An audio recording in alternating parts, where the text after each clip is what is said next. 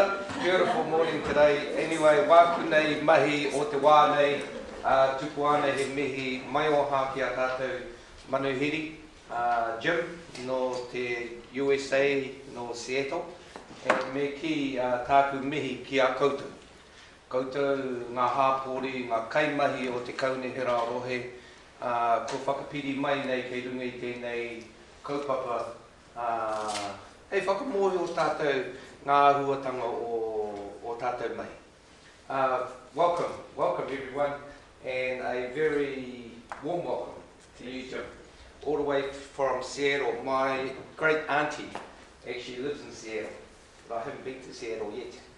Gotta come. We were very close. We're in Vancouver. Oh, that's close, isn't it? It's only across the border. You've all read Jim's background. He arrived yesterday, and I happened to be at the airport as well, so we greeted each other. And thanks to Yvette and where's Miss Akuhaka for their support and the welcome at the airport. But hey, thanks to the community, to our community that's come together today to learn about how we can actually, another way of doing things. I'm not quite sure whether it's going to be better, but another way of doing things, because Jim has a wide experience in community partnerships between local government. They've got so many steps of government over there, I'm not quite sure whether it's confusing. But the important thing is actually to have that community participation. And we're very keen on that. There's going to be another meeting in Elgin this afternoon. The one at 4 o'clock. One at 4 o'clock. And we've had a breakfast meeting at the Emerald Hotel overlooking the river, and there was quite a few business people participating in that as well. So thank you, Jim. I know that you might be a bit weary from your travels. I hope that they pay for a reasonable fare for you to come over here, but we're looking forward to what you have got to share with us. And it's a great world. This is a very, as much as it's tyranny by distance, it's actually a very close world. I went to a little seminar a little while ago, or last week actually, and the big thing about today and 100 years ago is actually time. How quick things actually happen. Like it probably took 3 or 4 days to come from Hicks Bay to Gisborne. Now it's 2.5 hours. It used to be on, you fly pigeons to take your messages during the war, or to communicate with each other, or fires or something like that. But now at a push of a button you can get into trouble. So very quickly too. So time is the tyranny of issues nowadays. And somehow some people say we still haven't got enough time. Things are travelling so fast and things are happening so fast and things can go viral very quickly. But Jim, welcome. Thank you. No mai harami. Ki tēnei te rohe o te kairawhiti. Welcome to the first city in the world to greet the sun. Even though some people have tried to shift it back line, they can still not get 46,000 people. So no they don't turn up.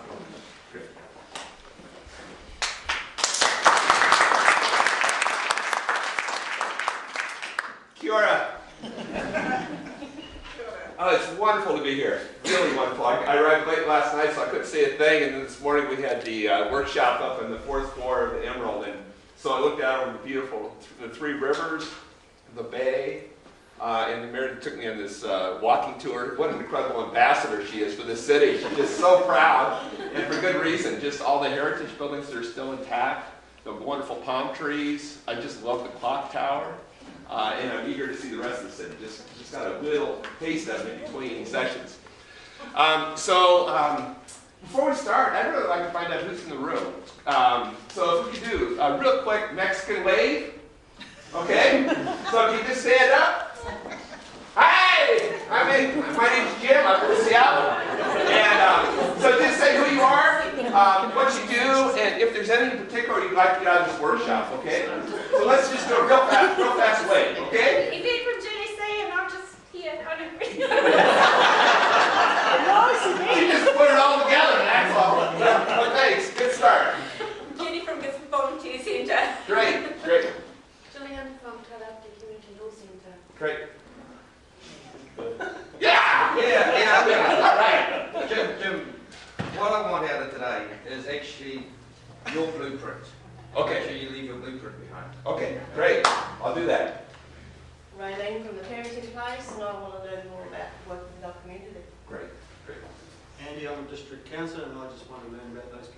partnerships and Great. get them to work. Great. Kylie from the council, and yeah, just working with the community on all major projects. Yeah, truly. Yeah, right. I love it. Yeah. Truly from Doc, and I'm here to give some more tools to working with communities. Nice, Judy. All right, thanks. Hi, Sandra from Doc. I'm not training, but yeah, I'm just here to learn more about working with communities. Great. Great. Hi, I'm Lee from Salvation Army, and I'm trained to be a community chaplain, and I thought I'd like to find out more about community services. Hey, thanks for being here. That's great. Go back here. Chief. Oh, kia ora, Graham from council. Great. Carl Tapper, Team Parent Home Coordinator and Team Brothers Coordinator. Justine, kia ora ho. Yeah, so really interested in working effectively and collaboratively with community groups and community development. That's great. I'm Cash, multicultural. Great. Great. Thank you. You got that? Got a Malone from Sport Gisborne, and interested in sort of community consultation and communication. Great. I'm Marina, who I'm the community sport advisor for sport. Fantastic. I'm Morena. I'm Liz Keys, Service Delivery Manager for Tina Forward. Fantastic. GDC, innovations of the community. Great. Great. I'm Diers from council, and I thought I was coming to a party. All right. That's great. It's a very slow. You're in the right place. I'm Darlene from GDC, and I'm interested in engaging the community for our long-term plans. Great. Great. No, you Yeah. Yeah, council, I'm interested in creative design and collaboration. Great. Fantastic.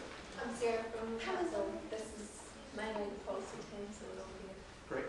Great. representing. Yeah. Yeah, I'm Megan, devoted from council, and I'm here to hear what you have to say. Great. Great.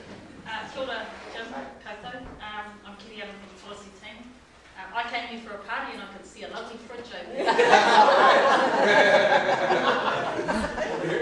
Kia ora, my name is Barbara Walsh. I'm from Children's Services at HB Wales Memorial Library. Kia ora, Jim. I'm Penny from the library too. Penny Walsh, not related, and we're here about partnerships. Great. Great. Hi, I'm Mike, GDC, Projects Engineer, and I'm here to learn. Great. Kia ora, I'm Kerry from the HB Wales Memorial Library. I'm outreach and promotions, and I'm here interested in building stronger communities. Fantastic. Great. Kia ora, everybody. My name's Adha. I'm from the library. All right. No one's at work today. Yeah, right. Who's running the city, huh?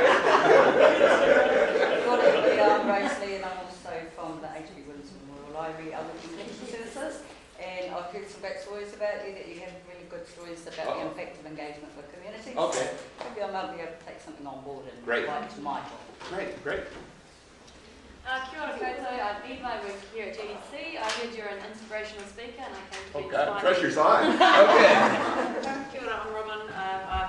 I'm the secretary of the Māori Over2 Community Working Group, and so I'm infiltrating from the other side of the community group, wanting to know what everybody else is going to do with it.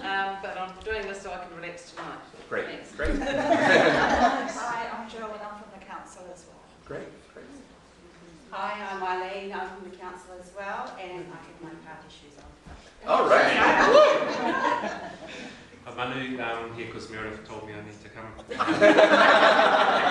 hope that we've got some time to kind of do some discussion in our groups or whatever. Not just listen to you, but talk to us. Okay. Cool. Okay. I'm Darryl Monteith. I'm Commercial Manager for Tourism Eastland, which is the regional tourism organisation, and I'm here to find out how we can get an army of people like Meredith who are so proud of our place and they make you feel so welcome. And I'm also involved voluntarily in revitalising our community arts organisation. Fantastic. Great. I'm Pam from Council for Waikahu, and I'm interested in working on the council. Oh, thanks for coming all the way over. That's great. Thank you. That's great. Janet, Manager of the Gisborne East Coast Cancer Society. Great. Kia ora, Jim. Molly Pardo, Safe Title for Communities. Great. I'm here to celebrate because we've got lots to celebrate. Yeah, you do. Yeah. Good. Kia ora, Christine from the East Coast, volunteer at the Cancer Society, and I'm here to party and take everything off you. All right. That's great. Thanks.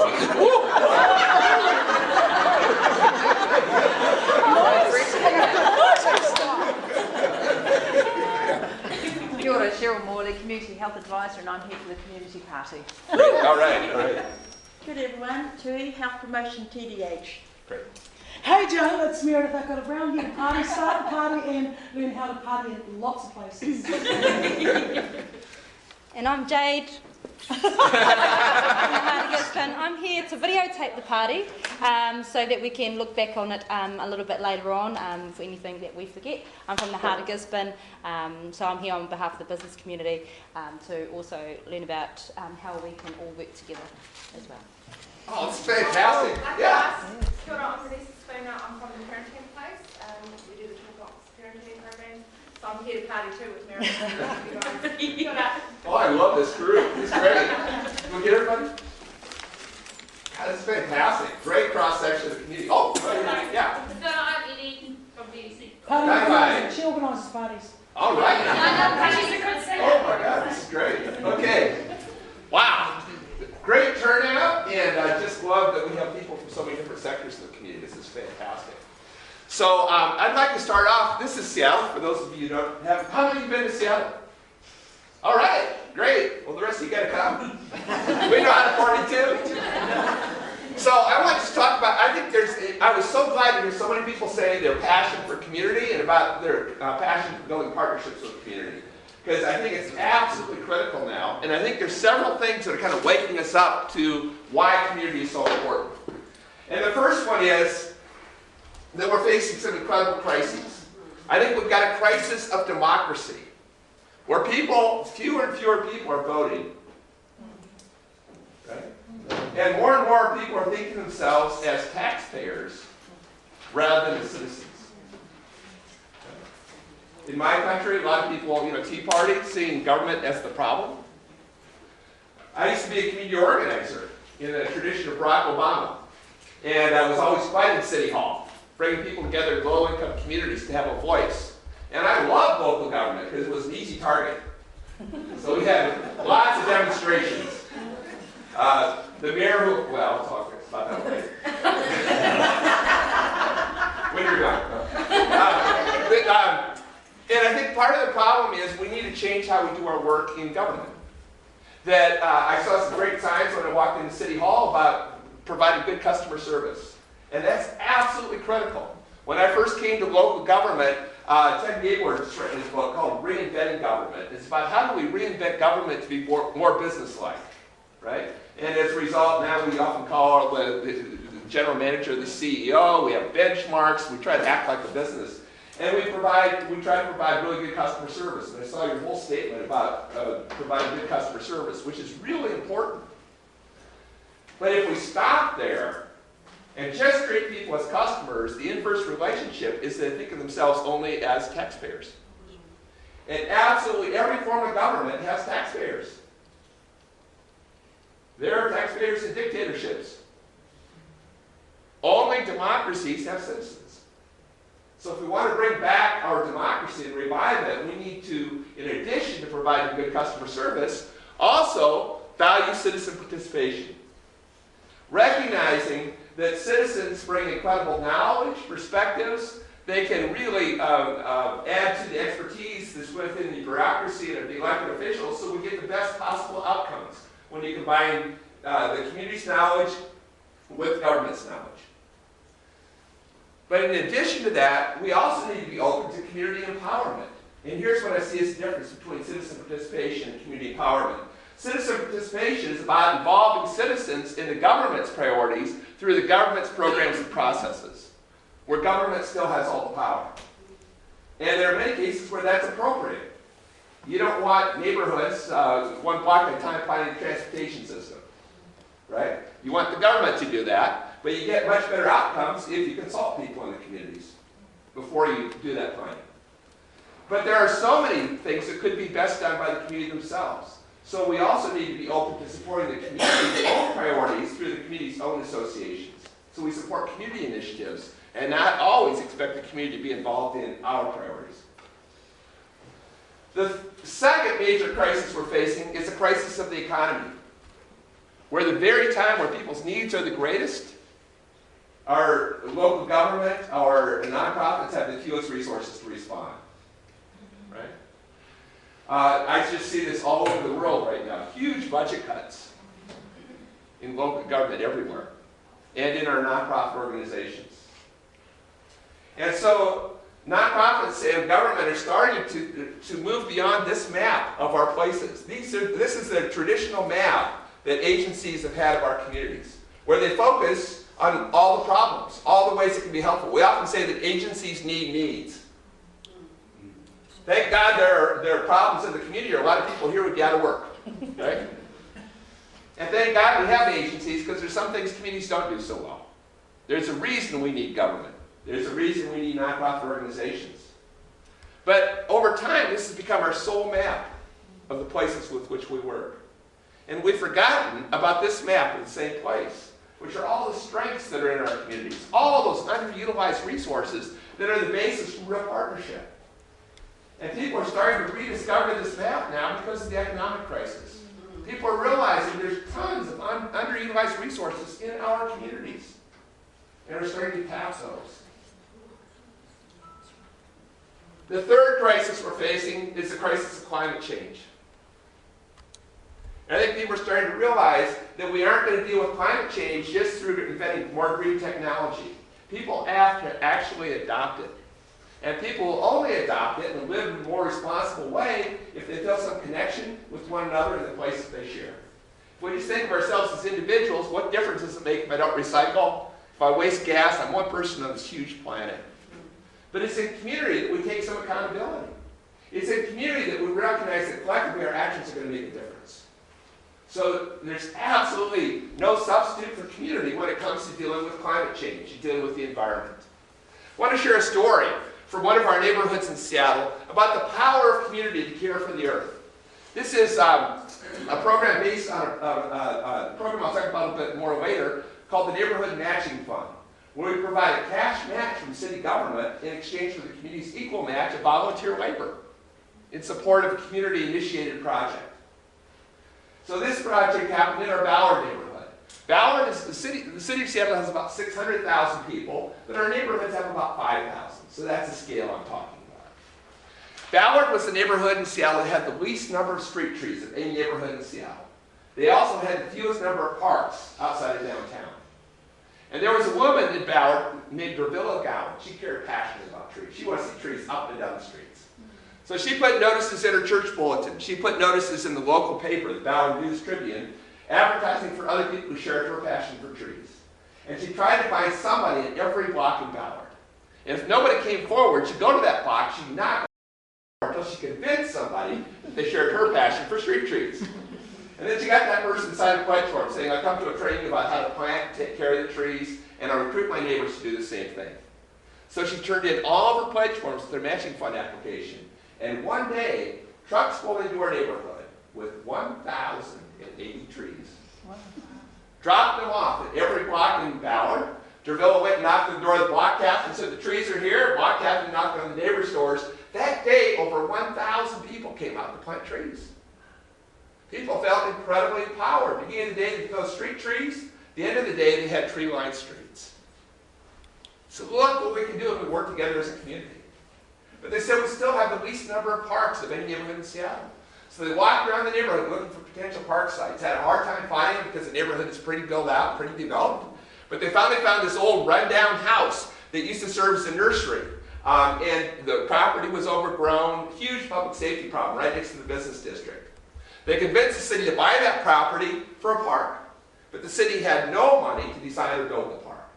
So the neighbors did it themselves.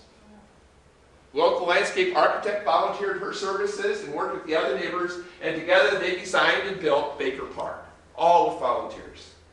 This is the entranceway into the park. There's some beautiful landscaping in this park. There were some nice trees in this park, but one of them, a huge tree had died, and they're trying to figure out how to remove it. And then one of the neighbors, who was Native American, had a better idea and carved it in place as a totem. And here's some of the detail. A bear with a frog in its mouth, kind of a symbol returning nature to the city. This group went on, and the next year they built a community garden. This is now one of 85 organic community gardens we have in the city of Seattle. 7,000 urban gardeners. Collectively, they donate 15 tons of organic produce to our food banks every year. And all these gardens were built by neighbors. This is their most recent park. This is the site of a former house. So to commemorate the house, they built all the furniture out of cement. And at the dedication for this park, they unveiled a timeline that shows the 20 parks they built over the past 20 years. Every one of them with volunteers. They built ball fields. They built playgrounds. They're restoring a salmon estuary. They're renaturalizing natural areas. They worked with kids to build a skate park. 20 parks in 20 years. They said, well, this is great. We made our neighborhood a much better place, but we're concerned about what's happening to the planet. We're concerned about climate change. So they organized an all-volunteer group called Sustainable Ballard. And they have a big festival every summer. They call it Sustainable Ballard Fest. And in their park, in the middle of the neighborhood, they have music and they got food. They have a party to bring people in. And then they have all kinds of booths to educate neighbors about what they can do to reduce their carbon footprint. And the first booth you go to is the undriver's license station, where you go and check all the ways you will not drive over the next month. And when you do, you get a laminated undriver's license. Julia Fields, the one who organizes this, and she says, I'm going to walk, I'm going to bike, take transit, etc., etc.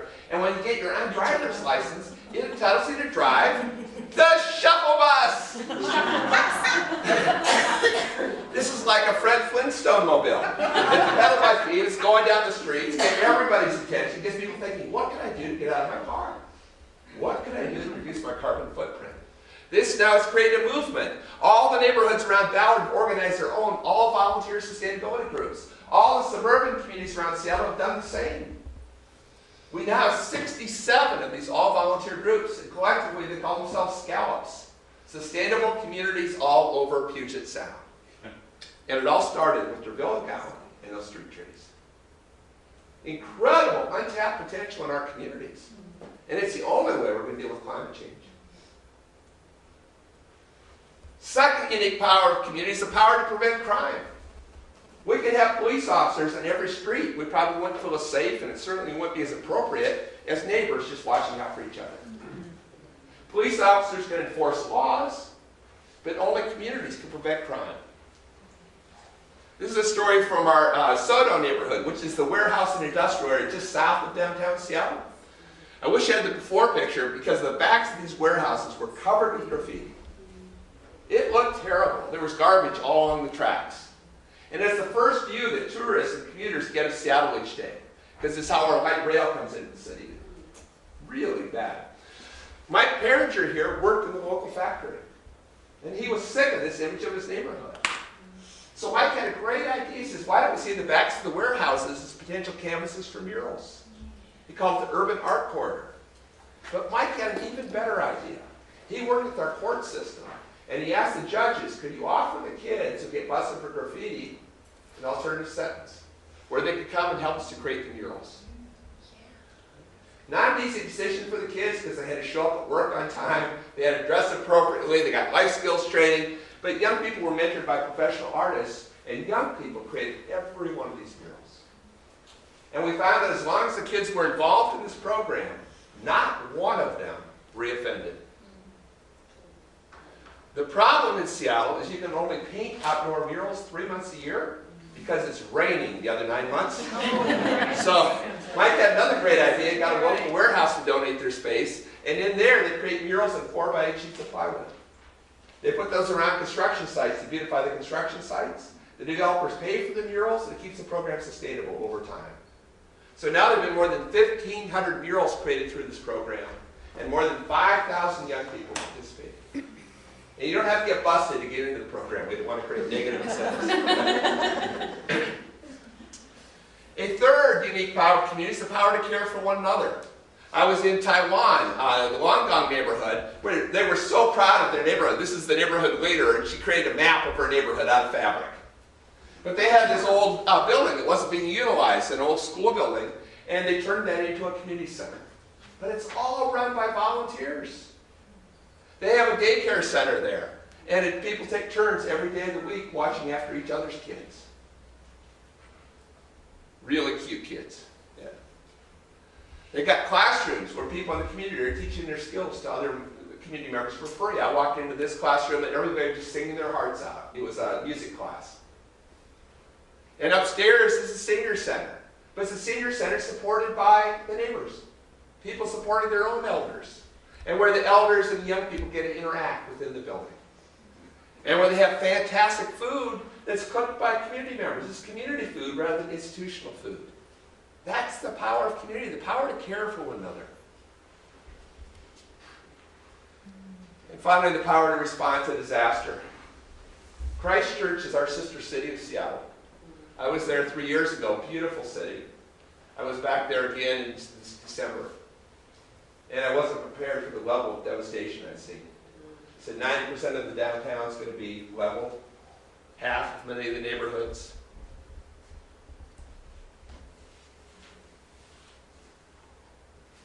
But what was really amazing to me was the spirit of the people.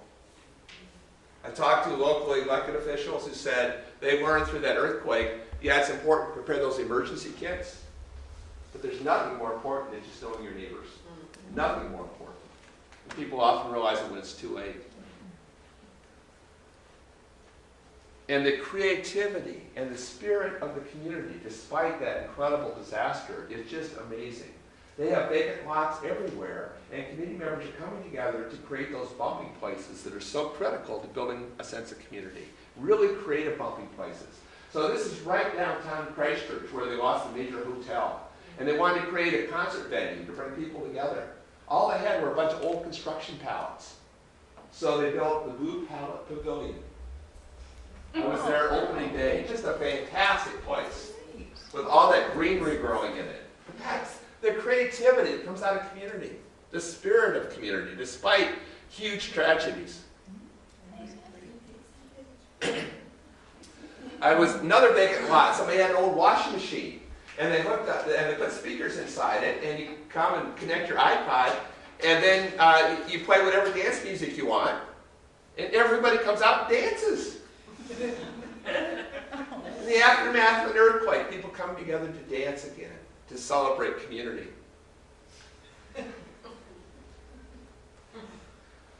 Another vacant lot. They painted the wall as a screen. It's a cycle power cinema, so you ride up on your bicycle and you hook it up to the generator, and as long as you're bicycling, the movie keeps playing. Fantastic creativity, huh? Another vacant lot where they painted the wall and so people could put poetry on the wall.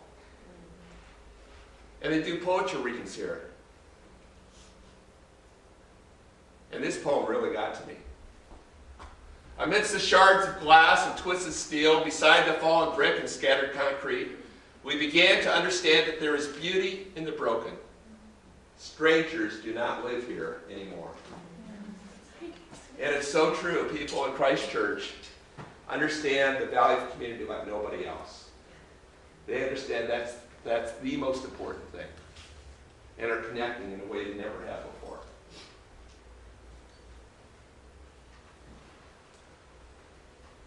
So, in the same way, I think the community is uniquely capable of dealing with health. There are studies that show that about 15% of health outcomes can be attributed to healthcare professionals. In many ways, our communities have a much bigger impact. They impact our mental health.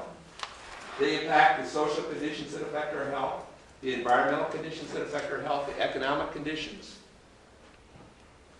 They affect our behaviors. All those things that impact our health. Our happiness is dependent on strong communities. The best places are created by strong communities. Social justice. In my country, no major social change has ever come top down. It all happens bottom up. The civil rights movement, the women's rights movement, the disability rights movement, the gay lesbian rights movement, the environmental movement, the anti-war movement. It's all come bottom up. So without strong communities, we can't make change. And our very democracy is dependent on strong communities.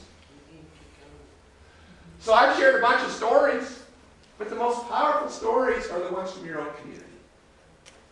You've got incredible stories right there in Gisborne about the power of community. So what I'd like you to do at your tables is just spend 10 minutes sharing your own stories about the power of community. When have you seen community at its best?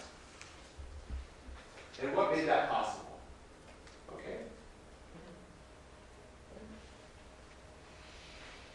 So I want to talk about steps to move back towards partnerships, where agencies can actually, because I believe there's a role for government, there's a role for nonprofits. How can we have, and I also observed that in more rural communities like yours, you have the strongest sense of community. And it's often because there's government's further away, because there are no nonprofits. I don't think the solution is getting rid of government or nonprofits. It's about how do we change the way we do our work in government and nonprofits so we get the best of what they do, but also allow the community to flourish. We just talked about before that in a lot of those communities, that community empowerment stuff, it's a choice. Yeah. In lower socioeconomic communities, it isn't.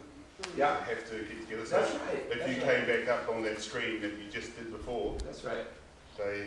Not a lot of working people, right? Not a lot of travel, have a car, not a lot of all that stuff.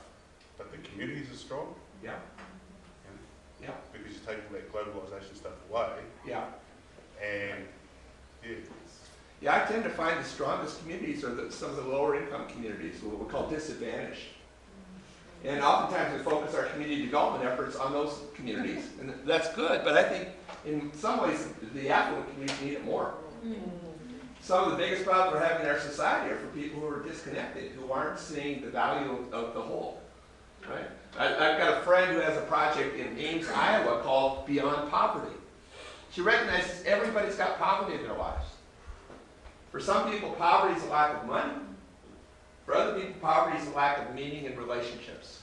And oftentimes the people with the most money have the least meaning in relationships. So she brings people together across class to help each other with their poverty. It's pretty cool. Yeah. If you've ever collected for charity, you'll know the people who Yeah. donate the most Yeah. are the poorest. Yeah.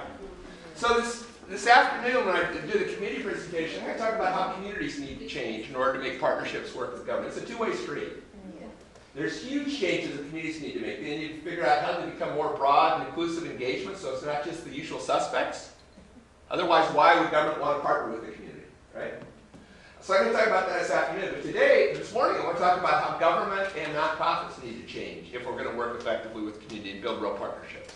Okay? I think there's 3 steps that government and other nonprofits need to take if we're going to work effectively with the community. And the first one is, before we start partnering, is to look at ourselves and recognize how often, inadvertently, we're harming the very communities we're trying to help. And here's some of the ways I think we can inadvertently harm communities. One, it seems to me that the agencies are always setting the agenda. They're always organizing meetings around their priorities. They're organizing plans around their functions. And it leaves very little time for community members to organize around what's most important to them. Secondly, force the community into the bureaucracy silos. I already talked about how we separate different groups of people in our community, but we also separated the physical from the natural, from the social, because everybody's in their own boxes, and you don't get holistic responses that way. Right?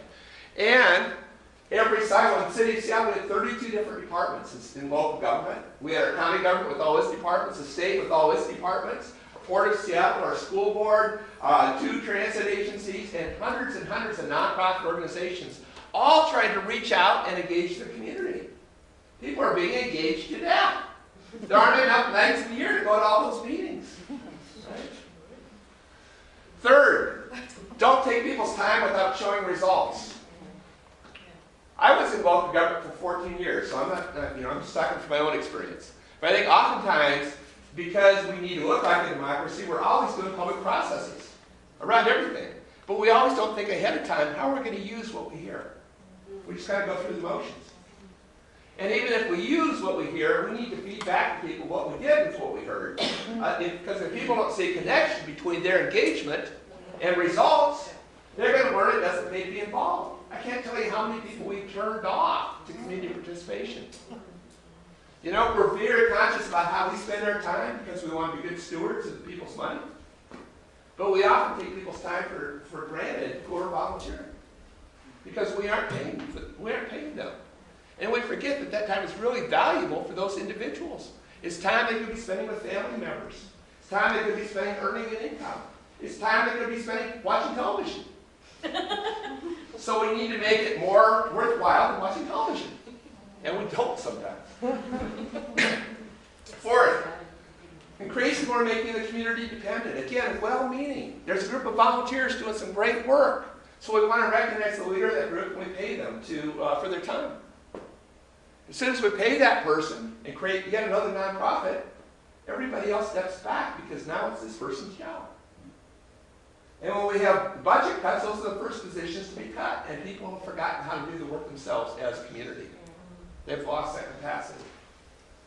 And then the fifth rule I learned is community organizing. This is the iron rule of community organizing. Never do for people what they can do for themselves. And it's the hardest rule for all of us to learn because we're all doing this work because we care passionately about people in our community. But often in our desire to help people, we're taking away their own capacity.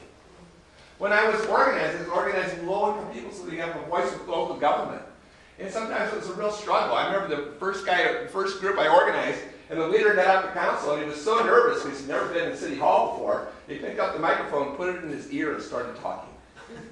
And I wanted to jump up and rescue that guy. But if I'd done it, I would sort of reinforce the sense that he had no power. He was dependent on me as a professional.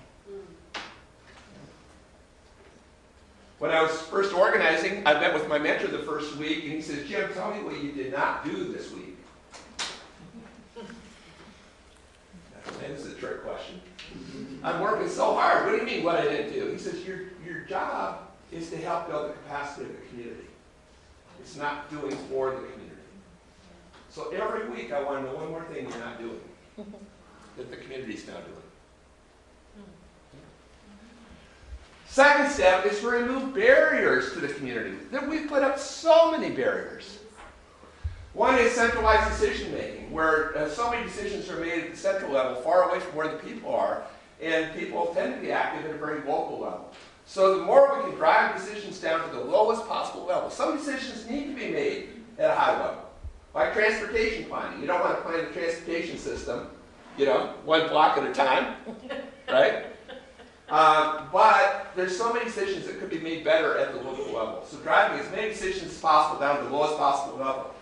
Another barrier is cookie-cutter programs and regulations, where in the name of fairness, in the name of efficiency, we treat everybody the same. Not recognizing the unique physical character of the place or the cultural character of the people. Inaccessibility, location. You got a huge council area here. How easy is it for people to access services? I don't know. Language. Even if everybody's speaking English, we need to be clear we're speaking the same English they're speaking. And so oftentimes we use our specialized, professionalized language. We use really fancy terms like asset-based community development to mean something really simple, which is just build on your strengths. Right? And if people don't know what we're talking about, it's hard for them to get engaged. Bureaucratic red tape. That's the biggest thing I see. Every city I go to, there's community groups wanting to do projects, and they get to City Hall, and they're told all the reasons why they can't do it. And there are legitimate reasons. It's around liability, and health and safety, and maintenance, and unions, and all that. But rather than use that as an excuse to automatically say no, it's like, how do we cut through that? How do we figure out how we can say yes? How do we work through those legitimate issues and reduce the red tape so communities can get re-engaged again? And then a know-it-all attitude. Again, we should apologize for the expertise we have in our agencies. That's really valuable. But to recognize there's also incredible expertise in the community, often of a different kind. You get the best solutions when you bring the two kinds of expertise together. Third step is to build community's capacity. Rebuild community's capacity. So offering leadership training. We have high expectations of the citizens in our community, the community leaders, and yet we give them very few tools to allow them to be as effective as training and that kind of thing. I'm glad we got a workshop this afternoon. That's fantastic. Assist with outreach tools like translation. We want groups to be inclusive, but we also often don't give them the tools to really reach out to people who speak different languages. Work with associations of all types. Oftentimes we only deal with the groups that are organized around our agenda. In local government, oftentimes the only groups we deal with are the ratepayers associations. And we wonder why we keep seeing the same suspects over and over and over again. Right? If we really want to reach everybody, we need to be more proactive and reach out to the way people are organized in their communities. And recognize just about everybody's already organized. They just don't belong to a ratepayers association. They belong to faith-based groups. They belong to school-based groups. to neighborhood watches, to service organizations, to sporting clubs, to hobby groups, to senior groups, youth groups, there's informal associations. There are hundreds and hundreds and hundreds of associations in Gisborne, hundreds of them. And yet we tend to just reach out to the ratepayer groups that tend to be one kind of person. At least in my country, they tend to be more middle-aged, they tend to be whiter, they tend to be more homeowners than the neighborhood as a whole. So if we really want to get broad, inclusive engagement, we need to reach out to all the different networks in the community. To provide forums for networking. It's impossible to partner with the community the way they're currently organized. We know there's not one community out there. There's all kinds of different factions, right? There's the business group, and there's the residence group, and there's the new immigrants, and there's the young people, and there's all these different factions. So if we really want to work with the community, we need to provide forums to help them start to build relationships, get to know each other, develop consensus, develop a common vision. Then we can partner with them. We can't partner with them if there are lots of different factions. Offer non-meeting options for engagement. Oftentimes, meetings are the only way we try to engage people. We're trying to engage people, we're trying to engage community before we build community. I've got a friend who's a duck hunter. My wife hates the story because she's a bird watcher. And my friend taught me that every duck will respond to a call. So I know you got paradise ducks. I saw paradise ducks the other day. I don't know what else you have. Do you have mallards or mergansers and loons and coots? And my friend says, too oftentimes in our outreach, we only sound the loon call. And we wonder why only loons show up at our meetings. It says, in fact, everybody will come. We just need to sound their call. Sandy wants you to shoot. Yeah. It says, too oftentimes that call is the meeting call, not the mating call. The mating call is kind of interesting. But the meeting call. And for a lot of people, that is the worst call in the world. Yeah. People know they sign a sign-in sheet, they're going to be sentenced to meetings for the rest of their life. And a lot of people don't see results from meetings. One meeting leads to another meeting, leads to another. Nothing ever happens. Right? A lot of people are shy. They're told, look, if you really care about your community, you're going to come to our meetings. So they come and they just sit there. They don't feel like they're contributing anything. That's how much they care to actually show up. So if we really want to get everybody engaged, we need to use a full range of calls. A social call, we know that works. Parties. A lot of people talk about parties. Right? Food. Booze. Music. Get people out. Right? And in the process, people build relationships. Right? I love project calls because with projects, unlike with meetings, it's a short-term commitment. It's not a life sentence. There's always a result. There's a role for everybody, for young people and elders, people with disabilities, people who never come to the meetings will get involved in a project. In the process, they build relationships. And once people build relationships, then they're more likely to come to some meetings because you need a few meetings as well. But we always lead with the meetings and we wonder why the same people keep showing up. We're trying to engage community before we build community.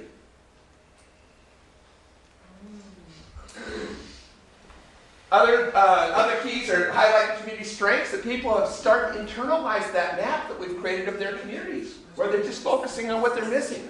Then they're always looking outside the community for all the answers. They're looking to government, they're looking to the nonprofits, and forget about their own capacity. And then, as we just did, sharing stories of successful communities, that's the key to getting people engaged, getting people excited, getting people inspired. So what I'd like to do around your tables is to reflect on these ideas and reflect on your own work in government or in nonprofit and think about how this applies to you. I'd like to create 3 lists.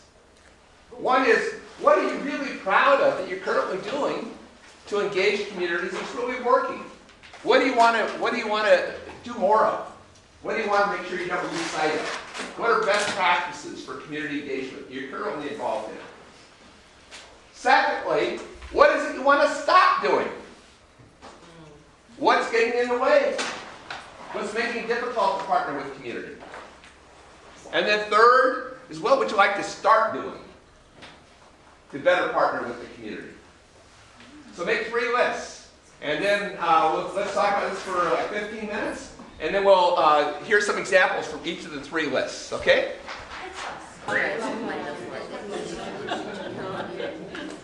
Anybody have a story that you want to share with the room as a whole about power of community, or a really great story about community at its best? All right. I worked with the Rotary community a while ago, and they wanted a Main Street upgrade. We went out to talk to them about what the dreams were for the future, and they said, "What a Main Street upgrade."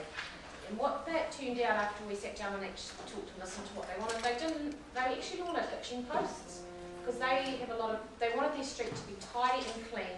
And the biggest thing was stock going through it and horses going through it for safety reasons. So they wanted hitching posts at each end of the town and a stock route going around. So instead of a Main Street upgrade, that's what they actually want. So we sort of said, okay, well, we can put some money in the budget and it'll take 2 years and stuff like that. And they said, well, why don't you, we've got a carpentry school up here, why don't you give us the money and we'll build the stuff and we can do it for cheaper, and so we'll also get some park benches out of it as well. Great. That's great. And they did it? They've done it. Yeah, the hitching posts are in. I don't know that it worked essentially, but the guts of it was there, and I think the council hadn't possibly, we had been a little bit more supportive, it would have been a booming thing. That's great. That's great. Great. Any other stories? Yeah. I got here in 1997, and at the time, I don't know if you remember, but David Lowe was going to be playing here for the millennium.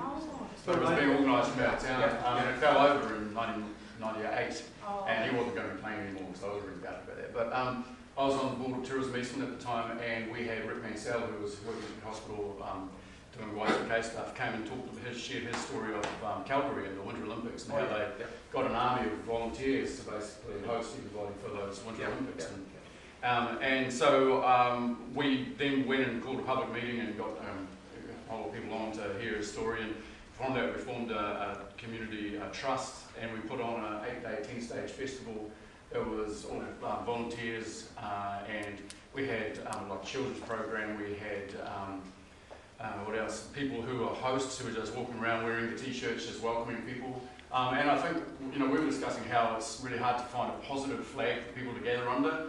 Quite often it's marching against a foe. You've got to have a common enemy to get everybody together. But it was partly, the common foe was, what if all the media comes here and we look bad? But also it was really just, this is our millennium celebration, and it's about us celebrating us. We don't need to bring in a whole lot of out-of-town David Bowies or whatever. We've just got so much talent here, and we just put it on show and celebrated what we had here. And it was probably one of the most amazing projects I've been involved with. That's great. I met with business people this morning, and everybody was still talking about the millennium. Everybody, they just said that was fantastic, and it's sort of like, how can we make that a regular? How can we do that on a regular basis? Yeah, thanks. A while ago, we sort of recognised the safety concern out in a place called Makaroo, which is a beach area out here. And it had been planned for a while, but suddenly this barrier appeared along the road, and it kind of took a lot of people by surprise. And a lot of people were quite against it, and they thought it was wrecking the environment there. And they argued for quite a while, but at the end of the day, they sort of formed a group saying, well, it does have to be there, but what can we do about the impact that has made now? So Friends of Makaroo was an organisation that grew out of it. And then they got a whole lot of planting regime organised, and they got donated plants, and then they had working beds out there, and they planted the whole area of plants and that. And then they decided that the top would be much better if it had a nice rock wall in that, so the people supported that, so it got a rock wall in that. And as they were doing the working beds with the planting, they said, well, gee, there's a heap of rubbish out here, maybe we should have another working bed one day and clear up the whole beach. So they took 1.4 tonnes of rubbish out of the place, and that was all. It was out of adversity comes something really good, and that group's still going now. And the other thing that sort of occurred to us as we were speaking about that was the impact of numbers that you need to actually make it easy. If you had 10 people trying to clear up that thing, no one would have done it. So you needed big numbers. And then as we're talking about that, we're sort of looking at what does happen around Gisborne, and we've got quite a few service clubs that kind of struggle a little bit just because of the numbers, and there's quite a few of them. How do you actually get them all into one block so that they're all giving a really big impact? Yeah, good. That's great.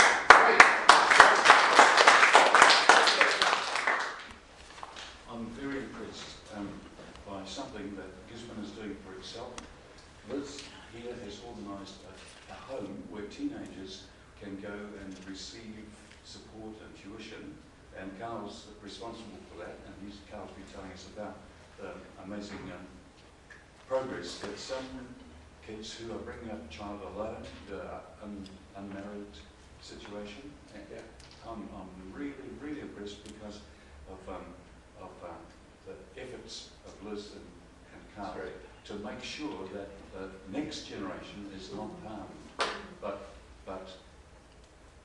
young adults are taught to be proper parents.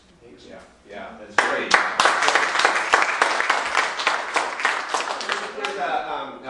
John McKnight's one of my colleagues, and he wrote a book with Peter Block recently called The Abundant Community, and there's a passage there that really got to me, and it says, we all say it takes a village to raise a child, and yet that's seldom true in our modern society.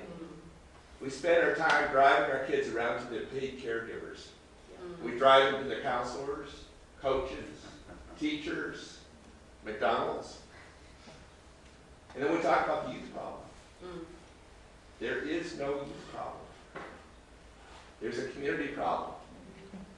We've forgotten to engage the gifts of our young people. Can I add to that? We are riding on the crest of a wave that was created by some dynamic people that set the foundation for what's coming. This is the result of those people's work, and those people sit in this room right now. So I think that journey started back in 1995 or so for those people. Started out of a place, it's now Soho, where they started with a group of kids and mamas, re-educating, putting the mums through an education system, setting up an early childhood care centre for the kids. Out of that was created a 10-parent unit that's at Lytton School. Out of that has been created this 10-parent house, and lots more to come. So we're riding on the crest of the wave that those people have created. Thank you for that. That's great. And that's one of the keys to community is just what you did, giving the credit away. Too many times people want to take the credit, and that's totally anti-community. Community is about how we have shared responsibility, shared ownership, about how we do things together as a community. Shared leadership. See someone here? 3 years, I'm supposed to stand around and do it. About 3 years ago, when I was first coming onto council, I worked with a group at Tikaraka, Township Group. And when we first started it, it wasn't really a very happy group.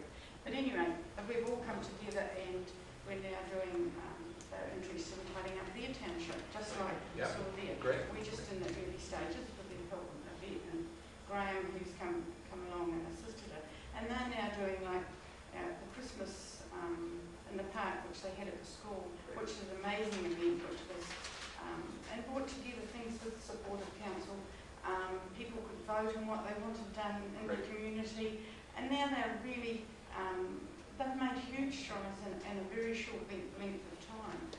Last week I attended a prayer vigil in TK, and as you probably know, they've had a very hard year out there with a lot of young people being killed and dying. So they had in the square a prayer vigil, and then they had a sausage sizzle to bring the community together. And they're really making great strides, and we're very proud of them. Thank you. Well, we could go on all day telling stories from this community. This table here just wrote down some of the stories they're excited about, and it just, there's dozens of them. And I think this just scratches the surface. So one of the things I'd urge you to do is think about how can you get those stories out there in the community more? How can we remind people about the capacity of community? Those stories don't get out enough. And I think with social media, there's a real opportunity to share those stories.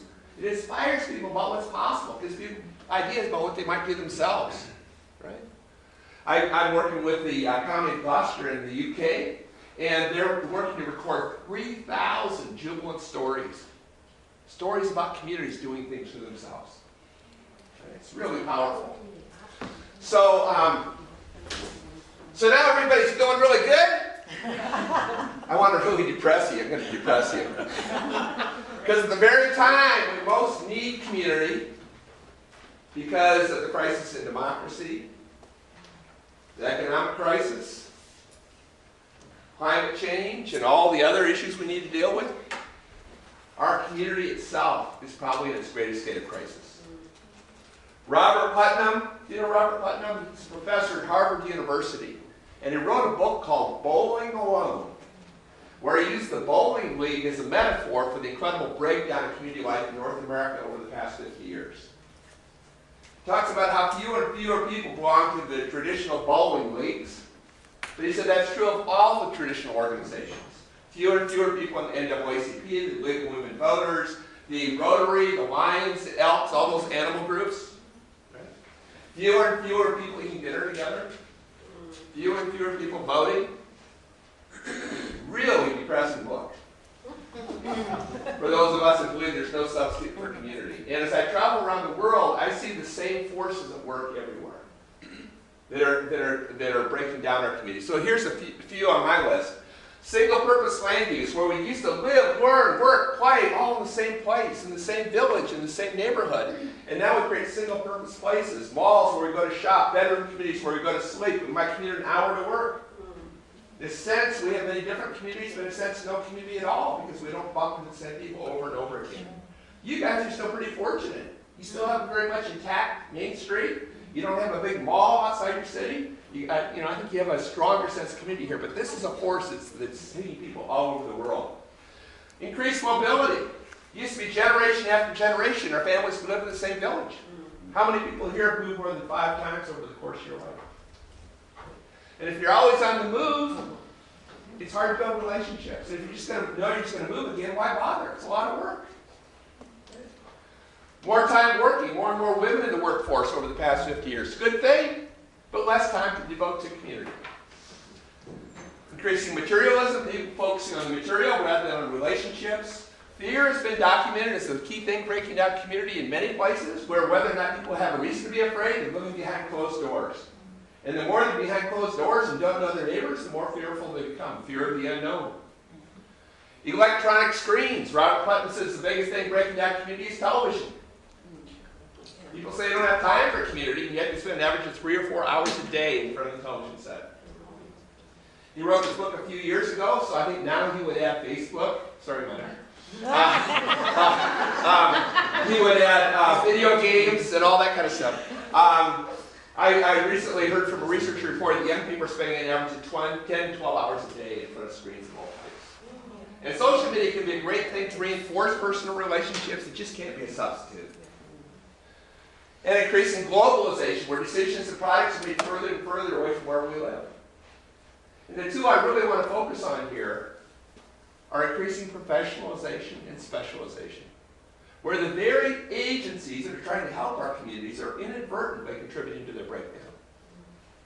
Where we have more and more professionals doing for communities what the communities used to do better for themselves. I just did a workshop in Auckland, and somebody there identified herself as a joyologist. I said, oh my God, we need professionalized joy.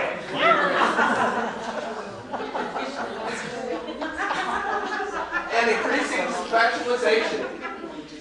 increasing specialization, where we have our agencies are organized according to discrete functions.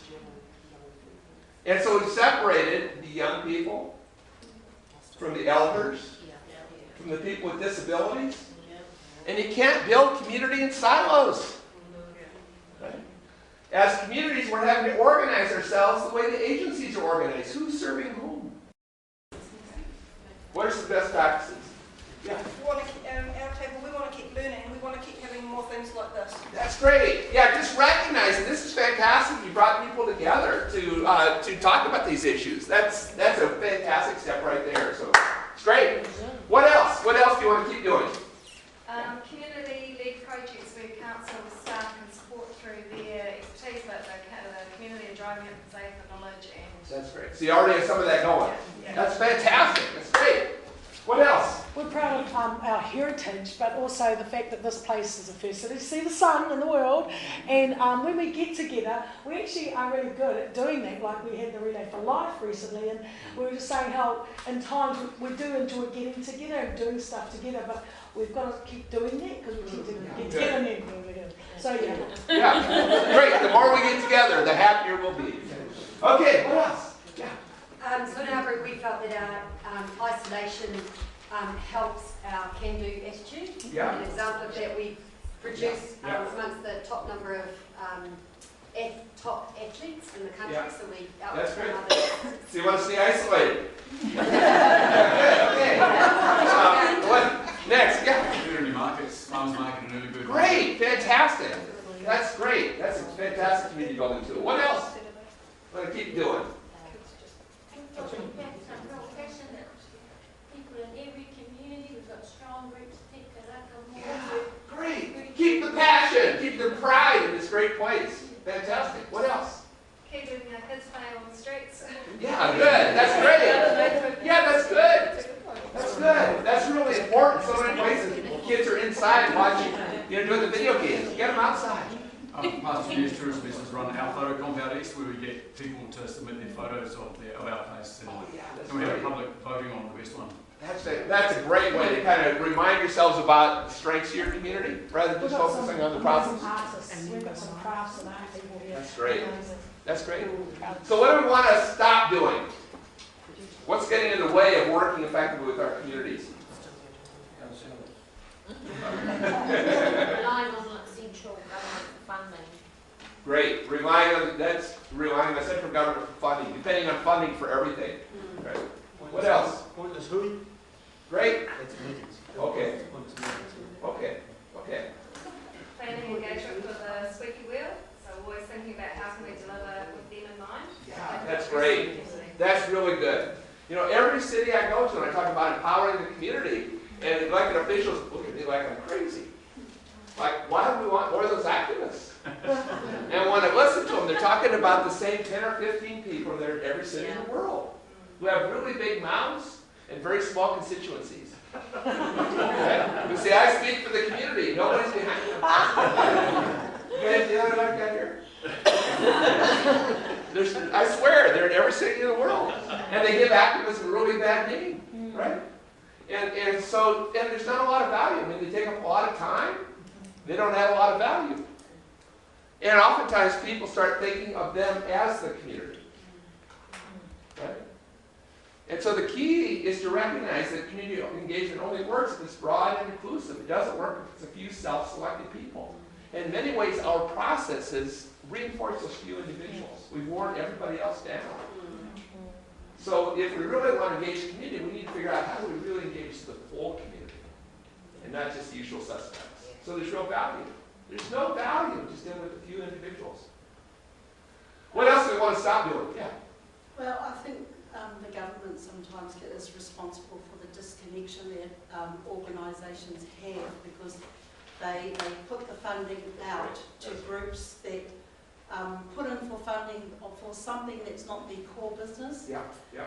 And so instead of looking at the groups that have already running that service, yeah, yeah. the funding is open to other providers that don't generally provide that service. Yeah. And so it becomes a competitive wheel amongst ourselves. And so we're vying for the same funding. Right. And therefore it limits the amount of funding that comes within our community. So let's stop reinventing the wheel. Let's truly look at the word collaboration, look at ourselves, what service do we provide, what's your core business. That's great. That's fantastic. And I'd say one other piece to that is to also recognize, as somebody said before, funding sometimes also is sort of anti-community in the first place. So oftentimes our nonprofit organizations have started to think of themselves as the community. They become the surrogate for community. It's often who the local government deals with because they're working the same hours, they're a little more pliable because they're getting funded. But they weren't elected by anybody, right? So the key is how do we also get nonprofits to think a little differently about how do we bring in the community as well, right? And make space for community. Right, no, it's great. So anything else we want to stop doing? Yeah, I think that one of the most greatest groups that meet in Gisborne on a regular basis are the church groups. Yeah. And I find that a lot of times it's the doctrine stops the churches coming together. And I mean, if you look at, we have a great number of churches in Gisborne. Yeah. If we bring those congregations together, regardless of doctrine, and then pull the resources that those people have, as individuals and a church, we would have a huge amount of wealth and possibility. I totally agree with you. We have problems in that some in the states with the separation of church and state, but it gets in the way too much. We need to start recognizing how people come together, and they come together oftentimes in faith. Some of the strongest communities. When I was doing community organizing, I was trying to organize a residents association in a low-income neighborhood. It was a lot of work going house to house, and I finally woke up to the fact that everybody was already organized. They just didn't want a resident association. And I recognized that also it's hard to get everybody to join the same group. Oftentimes our groups just have one kind of people in. It's hard to build real diverse. So we recognize the faith-based groups. And those faith-based groups were pretty segregated. We had the African-American Baptists and the German Lutherans and the Buddhist temple and the Jewish synagogue and the Japanese Methodist church. But when we brought them all together, we had the full rainbow of the community, right? We got really diverse, inclusive engagement. So, thinking about all the ways people organize, and not just the traditional associations. Thank you, that's great. Jim, what else? We want to stop an us and them thinking, but also deficit thinking around, because media reports on deficit stuff mostly. That's so the stories that are actually heartening and warming, and also that community isn't the hood, that community isn't this and that. So we want to focus on community strengths. That's great, fantastic. What else do we want to stop doing? Making assumptions. I think that's great. Particularly appropriation of additional context or like the government sometimes there's an assumption that we've got the answers. Yeah, that's great. That's great. Thank you. That's great. Yeah, and it's sort of funny. It's sort of like there's government and then there's the community. But we all live in a community. It's like there's a group of people that lives in the cubicles and everybody else lives in houses. We're all community members. So sometimes I just ask people to take off their work hats and think about themselves as community members. And how would you like government to be working with you as a community member? Not being able to respond to bottom-up initiatives, partly because you don't know about them, partly Good. because it doesn't fit in with great. Fantastic. That's great. That's great. What do we want to start doing? Partying. Yeah, great. Often I go to a neighbourhood where a group of people are on the front lawn having a party, and I ask them, "What are you guys celebrating?" And they're celebrating payday. So I think we should celebrate payday. Why have a game when you can have a party? The purpose isn't who can endure the most suffering. The purpose is to build relationships, and you can do that a lot more through fun than you can through drudgery. Right? Yeah. I think the thing that I'd like to see us use is a natural drop-in centre that are out there where people actually come and go. If you want to get a message across or if you want to find out what people think, that's where you're going to find it. That's great. So go where the people are rather than always making people come to us. Those natural drop-in centers, the pub, the coffee shop, the skate park, the grocery store, the library, all those places where people hang out. Yeah, that's great. I was thinking, you said that people are already organised, and I guess I was thinking there's certainly a group in our community that's not involved in structured organisations and that kind of stuff. And like you've just been saying, they probably socialise amongst themselves at home and in the shed and that kind of stuff. So I wondered about a beer fest at London Street Reserve. That's great. That's great. Yeah. No, that's the point. So when I'm talking about associations, I'm not necessarily talking just about the formal groups that have bylaws and have meetings. But in my neighborhood, the most effective group is the group of seniors that just walks around the neighborhood for exercise. And they walk as a group so they feel safe. But as they're walking, they're observing everything that's going on. And they're sharing all the gossip. So if you want to know what's going on in my neighborhood, you don't contact the Ratepayers Association, you contact the seniors, right? So there's all those informal groups, right? Yeah, that's great. Promote the sex stories. Success.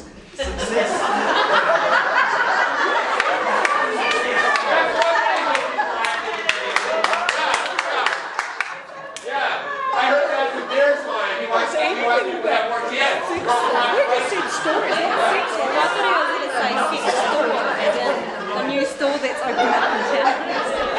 Woo! Okay.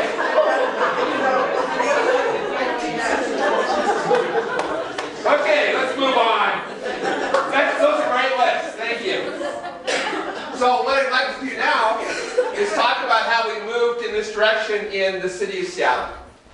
In 1988, we formed a first ever Department of Neighborhoods in our local government. We had 32 departments, all organized along functional lines. You know, one for parks, and one for police, and one for libraries, and one for fire, and all that. First time we organized the department the way the community was organized, by neighborhood. So it allowed us to do work in a very different way. And we recognized that then the whole purpose was to start building partnerships. So we recognized that in order to build partnerships, it really took three major paradigm shifts for local government. The first one was moving beyond siloed thinking. That there's real value in the way local government's organized, where you have laser-like focus on your mission. It's good the police department has their own department, so they can focus on what they're good at, right? But it makes it absolutely impossible to work with the community when everybody's in their own silos. So in addition to being focused on our function, we also need to look at how we work as one council with whole places, focusing on whole neighborhoods. Because that's where all the functions come together. It makes it easier for the community to work with us. So one way we did this in my department is we set up a program of little city halls where people could do business with government right in their own neighborhood rather than having to go downtown. And where they could do business with all of government in one place rather than have to navigate through 32 different departments. And it also, people could do business with all layers of government because people often don't distinguish between what the different layers do. So you can go into a little city hall, which is just a storefront office in a business district, and apply for a passport, even though that's a federal government function. You can go in there and buy a bus pass, even though that is the transit agency, which is different than local government. You can go in there and pay your parking or traffic fines. If you want to argue your parking or traffic fine, there's a court magistrate who makes the rounds, and you can have a hearing right in your own neighborhood rather than having to go downtown and risk a second ticket while you're trying to take care of your person. But the key resource we have, and there's 13 of these in little business districts all over the city of Seattle. But the key resource we have in each of these little city halls is somebody we call a coordinator. Somebody who is one of my employees in the Department of Neighborhoods. That works for the city, but they also work for the community. They often refer to themselves as overt double agents. Because they're really clear they're working for both the community and government, and their job is just to help the two work better together. So they're the glue within the community. They know all the different networks. They know all those faith-based groups, the school-based groups, the neighborhood-based groups, and they bring them together in what we call a district council so they can start meeting each other, start building relationships, develop common vision for their community, work out consensus, share resources. So it's possible for government to partner with those communities. They also help individuals and organizations access what they need from government and from nonprofit organizations. So they're really tied into all the different agencies. So it's kind of one-stop shopping. And they're a resource to all the departments. So when a department wants to do outreach to the community, the first stop is, or elected officials want to, first stop is talk to the coordinator. Because that person knows that community inside and out and has developed trust and relationships. So they're able to help the whole council work as one council with the community, rather than as many different departments. So I encourage you to think about that model. Second major paradigm shift is to, instead of always focusing on the needs of the community, to start focusing on the strengths, because that's the basis for partnership. Right? If the community is bringing lists of needs to the table for government to take care of, all the powers of government. When the community is bringing resources, it's a real partnership. There's real value in government partnering with the community because the community is actually bringing something of value to the table. So one of the ways we took advantage of this is we started a program called the Neighborhood Matching Fund. The initial reason for this program was we had community groups that were really angry at City Hall. And they said the city's putting too many resources into big projects for developers downtown. And it's never putting enough into projects that are priorities for our communities. And the city's excuse was, look, if we did it for your neighborhood, we'd set a precedent. We'd have to do it for all the neighborhoods. We can't afford to do it for all the neighborhoods. We aren't going to do it for any neighborhood. So we said for projects like that, projects have been a priority for the community, but haven't been a priority for City Hall. Let's meet the community halfway. We'll provide a cash match from the city in exchange for the community's equal match of volunteer labor, valued at $10 an hour, donated professional services or donated goods, valued at the going rate, or cash, or some combination of those, in support of the community self-help project. Said, how about if we make this fund available to any group of neighbors? So this isn't for the nonprofits, this isn't for the agencies, this is just for neighbors who want to come together. And you don't have to be incorporated, you don't have to have bylaws, just neighbors who want to come together and do a project. So it's a way to get people involved if you've never been involved before. And how about if we just fund one-time projects? Because we don't want to create dependence, we want to build capacity. So this money can't be used for staff or rent or ongoing operating costs. It's just one-time projects. And how about if all the funding decisions are made by the neighborhood leaders themselves through our district council structure? So I took this idea to our city council, asked for $150,000 for the first year. It was really controversial. Why should we put any money in projects that aren't our priority when we don't have enough money for everything that is? But finally, on a vote of 5-4, they approved $150,000. That first year, we supported 22 community self-help projects. They were so popular that the next year, our council voted unanimously to increase the fund to $1.5 million. And they subsequently increased it to $4.5 million. So we support, this year we're celebrating the 25th anniversary of the Matching Fund program in Seattle. And over the past 25 years, more than 5,000 community self-help projects have been completed. There's evidence of them in every neighborhood, greatly reinforcing what's special about that place, contributing to quality of life. The city's $60 million investment over the years has leveraged $85 million in community resources. That under the old model never would have been tapped because we were always looking to City Hall to do everything. But the best benefit is it's newly involved tens of thousands of people in community life because we finally given people a way to get involved other than going to meetings. It's been a fantastic tool for rebuilding that social fabric for our communities. So I want to give some examples of projects. Have you run out of projects? I'm sorry? As a community, running out of projects? I thought they would, but they keep coming up with new ideas. So I want to share it, because initially we had lots of playgrounds, got all the playgrounds done, then they moved on to other kinds of projects. Now 25 years later, they need new playgrounds again, right? There's more projects all the time. So I'll give you some idea of some of the projects. This is in our university district. This is a piece of property right across the street from the Quakers Meeting Hall, the pacifist religious organization. And this is Floyd Schmo. That's his real name. He was a ranger on Mount Rainier. He was a leader in the Quakers, and he helped bring the American Friends Service Committee to Seattle during the Second World War to help with the resettlement of Japanese Americans after the internment camps. And Floyd's a fantastic guy. He went to Hiroshima after the bombing and helped with the reconstruction of Hiroshima. And then he went years later and helped build a peace park in Hiroshima. Great guy. But he was embarrassed about this piece of city-owned property across the street from his place of worship. It was a piece of property that separated the bicycle trail from the street. And in between wasn't good for transportation, so it wasn't kept up by our transportation department. It had become overgrown, it was covered with junk, right across from his place of worship. So Floyd organized, and he got his friends to join him in cleaning that property. Floyd at the time was 95 years old. And most of his friends were in their 80s and 90s. They cleared this property by hand, and they re-landscaped it as the Seattle Peace Park. And it features the statue of Sadako, the girl who was dying of radiation poisoning, and folded the peace cranes as a sign of peace and hope. And now kids come from all over the world and leave peace cranes around the statue of Sadako.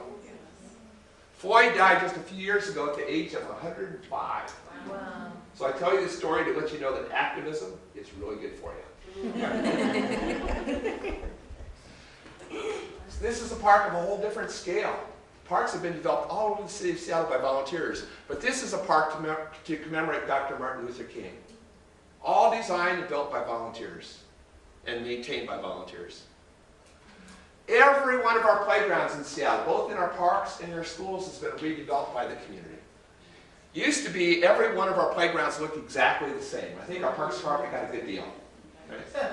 Now each playground reflects what's special about that place or about that community. So the first playground to be developed was in the Alki neighborhood. And when they had their design meeting, some of the kids showed up in wheelchairs. They said, we want to make sure every kid can access our playground. So they built the first wheelchair accessible playground in Seattle. And we see over and over again the innovation that comes out of community. This is in Parking Park in northwest Seattle, where the neighbors worked for 20 years to clean up Piper's Creek to make it better salmon habitat. They took out the invasive plants, they reforested with native plants, they educated neighbors about not using pesticides or fertilizers, they built salmon weirs, and one night I got a call from Nancy Momgren, who was a volunteer leader, and she said, Jim, the salmon are back. And I raced across the city to get up there, and hundreds of people were there celebrating the return of the salmon because they'd all played a role. They said, well, now we got the salmon back. We want to get kids back into our park. We need a playground. So they had a design meeting, and one of the kids raised his hand and said, I want a salmon playground.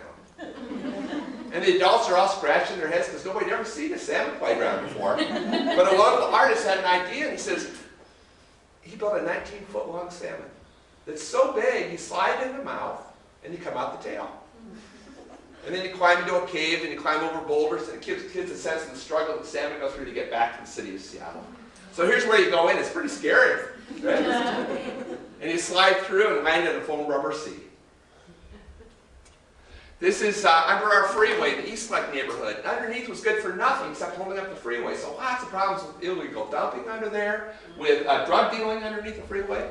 The young people went under there and said, this is the perfect place for something we've always wanted, but we haven't been able to find the land for.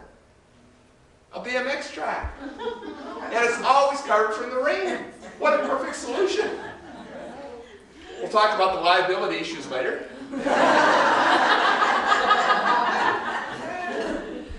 This is the Finney neighborhood. This was platted as a street. There's houses on either side, but it was never developed because it's too steep. Cars could never make it to the top. So as a result, it just became overgrown. Huge problem with rodents. The only thing that tried to get up were four-wheel drive vehicles. They come in the middle of the night, they race their engines, challenge each other to make it to the top. Driving the neighbors totally crazy. Finally, neighbors went out with picks and shovels, and by hand, they dug through that heavy, hard pan clay soil.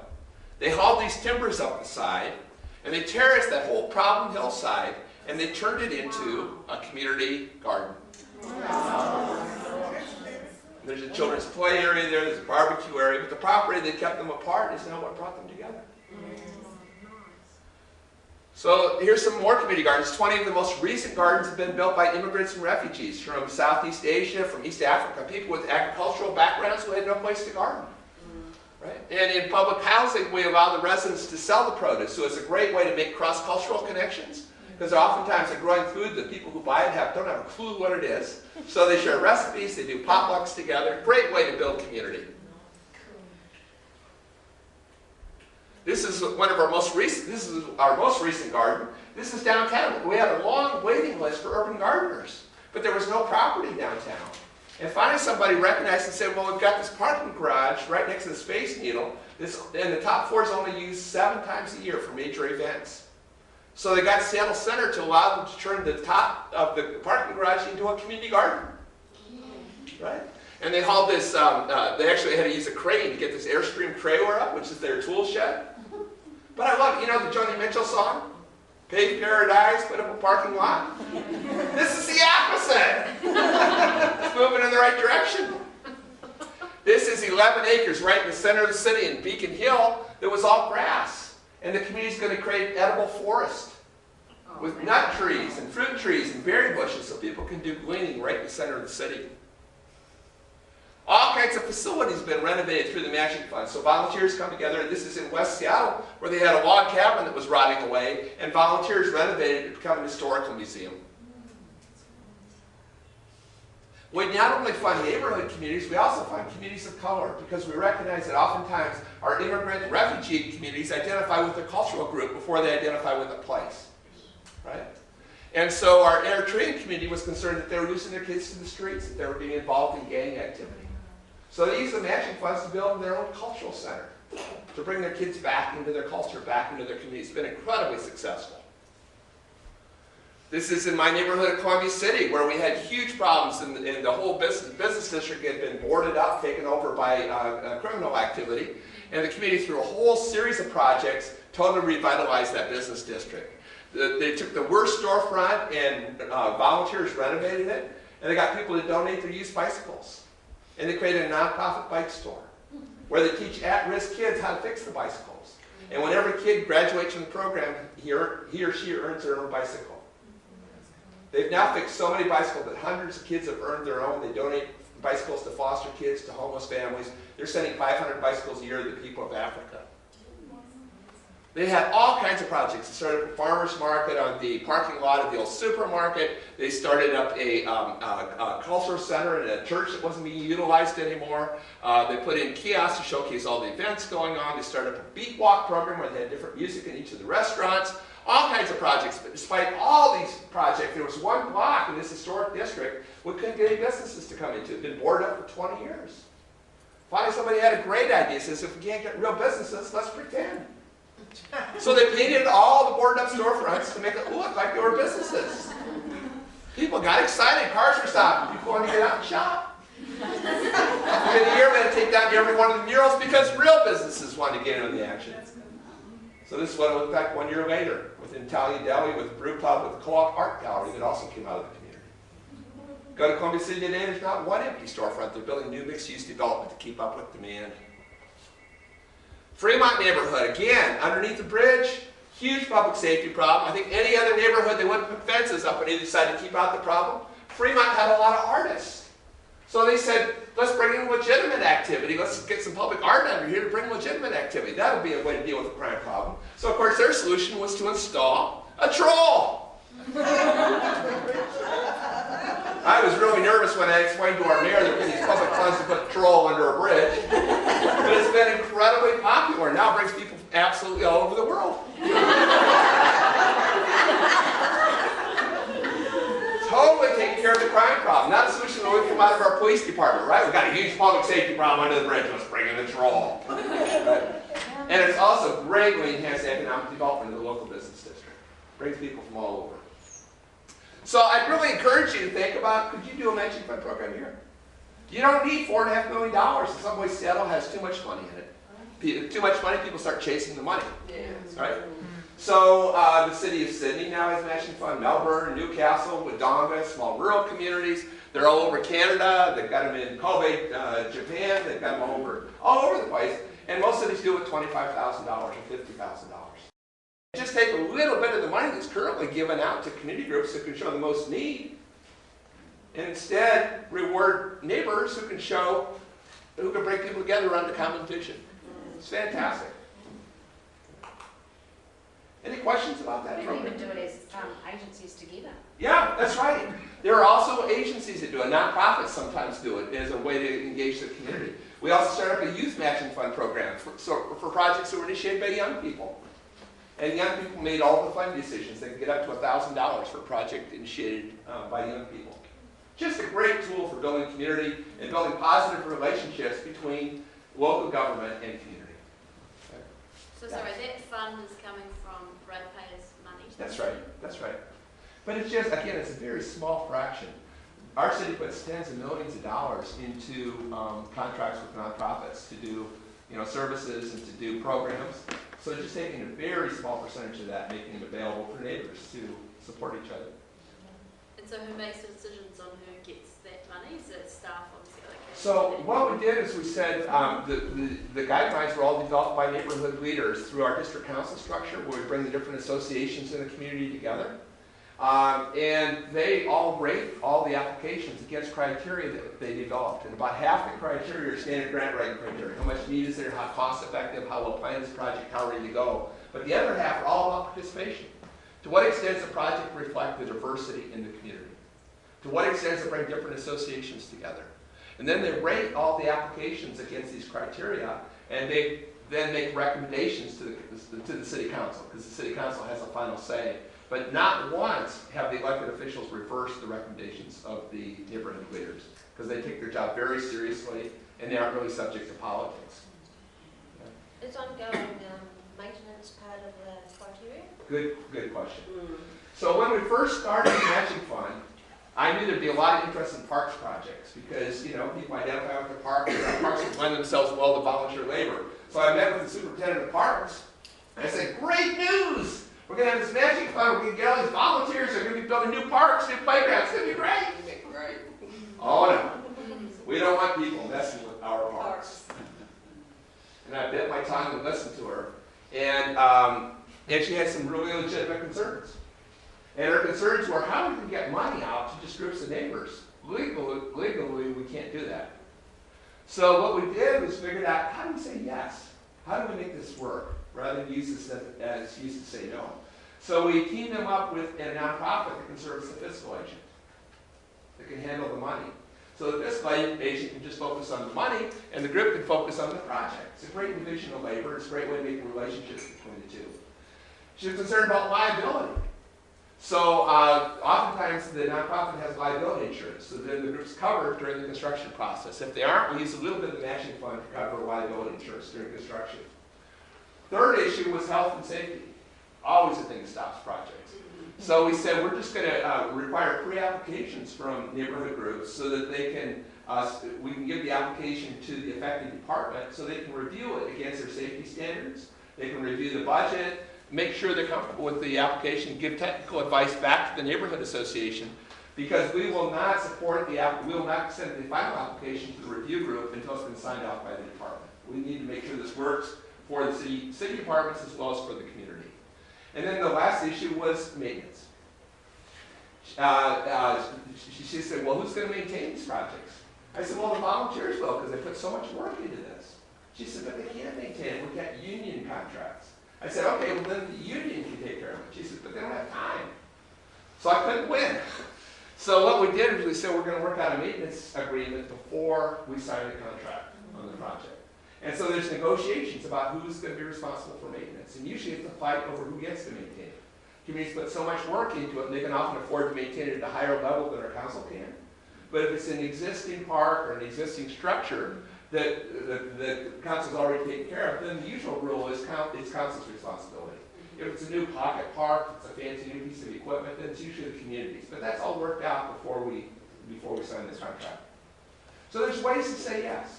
And I think that's probably the best value of the matching fund. It's less the money. It was more that we figured out how to say yes to these groups. Because every city I go to in the world, there are groups of people in the community that want to do projects. And they get to council and they're told all the reasons why it can't work. And they get so tired of hitting their heads up against the wall and dealing with this red tape that they finally just give up and go away.